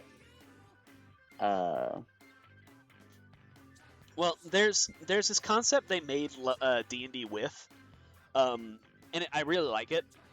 It's called the tiers of play, and there are 3 tiers, right? Level 1 to 5 is saving the town. Level 5 to 10 is saving the kingdom. Level 10 to 15 is saving the world. Level 15 to 20 is saving the multiverse. If that makes sense. So, like, you guys are in tier 1 right now. You're helping Oakhurst, and you're, like, stopping the plans of Bellic from reaching out. Like, yeah, they're kind of like world-spanning consequences, but for the most part, the world won't be doomed. We're nipping it in the bud? Yeah, you guys are. Whereas, like, tier 2 is, you know, you guys are doing things that affect the entire kingdom that you're in. Like, you know, of a large section of, like, you know, a country. So, like, whenever you guys are level 5-ish in Candlestick, you guys were affecting, like, godly events, but mostly it... oh, we're not doing this again. You guys were, like, doing things that affected Baldur's Gate in particular for, like, the little thing. And then, you know, 10 to 15 is whenever you guys were doing world-shaking shit in the epilogue that we did. And then 15 to 20, that's exactly what it is, saving the multiverse. You guys went to Sigil, you guys fought the God of Lies and won. So, like, yeah, you should look up the tiers of play in the... I think it's in the Dungeon Master's book. It's a really cool read on how the design philosophy that was behind 5th edition, which 5th edition, what I really love about it, that was all about design philosophies of the tiers of play and also the idea of bounded accuracy, which I adore. And it's why I can't get into Pathfinder, because I love bounded accuracy too much, and Pathfinder is like a feat simulator. So there's just it's a really cool idea, and I like it a lot. But I think this kind of translates into, I think by like level 15 or so, I feel like you shouldn't be fighting multiple enemies anymore. I feel like all your fights at that high of a level are supposed to be like single fights against like godlike beings or incredibly powerful creatures. Exactly, and Yeah. it's at that point everything's a boss fight, Mm-hmm. and you're like, this almost isn't fun anymore. Well, that's why they haven't made a lot of epic level campaigns yet. And by that I mean they haven't made any. Um, I guess 13 is kind of high for like a it's not an epic level though. When I say epic, epic is when you've hit 15 to level. 20. Well, no, whenever you go past 20. Oh, okay. You can start like because technically you're supposed to cap out when your combined levels hit 20, but there's no rules technically speaking that say I hit 20th level fighter, now I'm gonna start barbarian and start getting. I can be like a level 40 character, and that's totally a thing that you can do. You can like 1v1 a Tarask and everything, because that was the spirit of third edition, where like it just got broken. You broke super fast, and a lot of people had like these level 40 characters that were like 15 different classes and everything, and yes, it was super crazy. But Yeah. I was with you up until you said that Pathfinder is a feat simulator, and then I just pictured something yeah, grotesque. yeah, ha ha ha ha ha ha. But like you think about it, fifth edition came out in like 2014. It's been out for like 6 years, and there's not been any epic level campaigns or anything because I think they realized that most campaigns either fizzle out and die or reach their natural conclusion around level 10, like on average. Most groups do not survive past level 10. Because that's when like the real fuck shit happens. You're fighting like world concerning bosses and everything. And I think after you save the world, the multiverse is like a thing that not everyone really wants to get into. Um, And I think kind of also, um, like once your wizard can cast like multiple fireball-esque spells or stronger a turn, like a game or like a encounter, it's right. like Um, why keep encountering things? yeah, no shit. Like, oh, by the way, Isaac, hey, welcome back. We ended up calling it. Hey, But that's we were like, fine. yeah, we were just at the end, and like, we'll be able to pick it up, and it was like of no consequence. We'll be able to pick it up real easy next time in Okay. 2 weeks. Sorry, guys. That's okay, dude. It's not your fault. You should go get some sleep. You sound tired. Damn. Yeah, go get some sleep, buddy. We'll pick Too. up All next right. week with Descent. All right. Okay. See Good you night, buddy. guys. I guess I'll Good also night. end the stream here, but we can keep talking because like I ain't got nothing better to do. Um, So yeah, that was episode 3 of the Sunless Citadel. Yay! Will our heroes survive the final climactic encounter at the foot of the Gulthias tree? Tune in next time.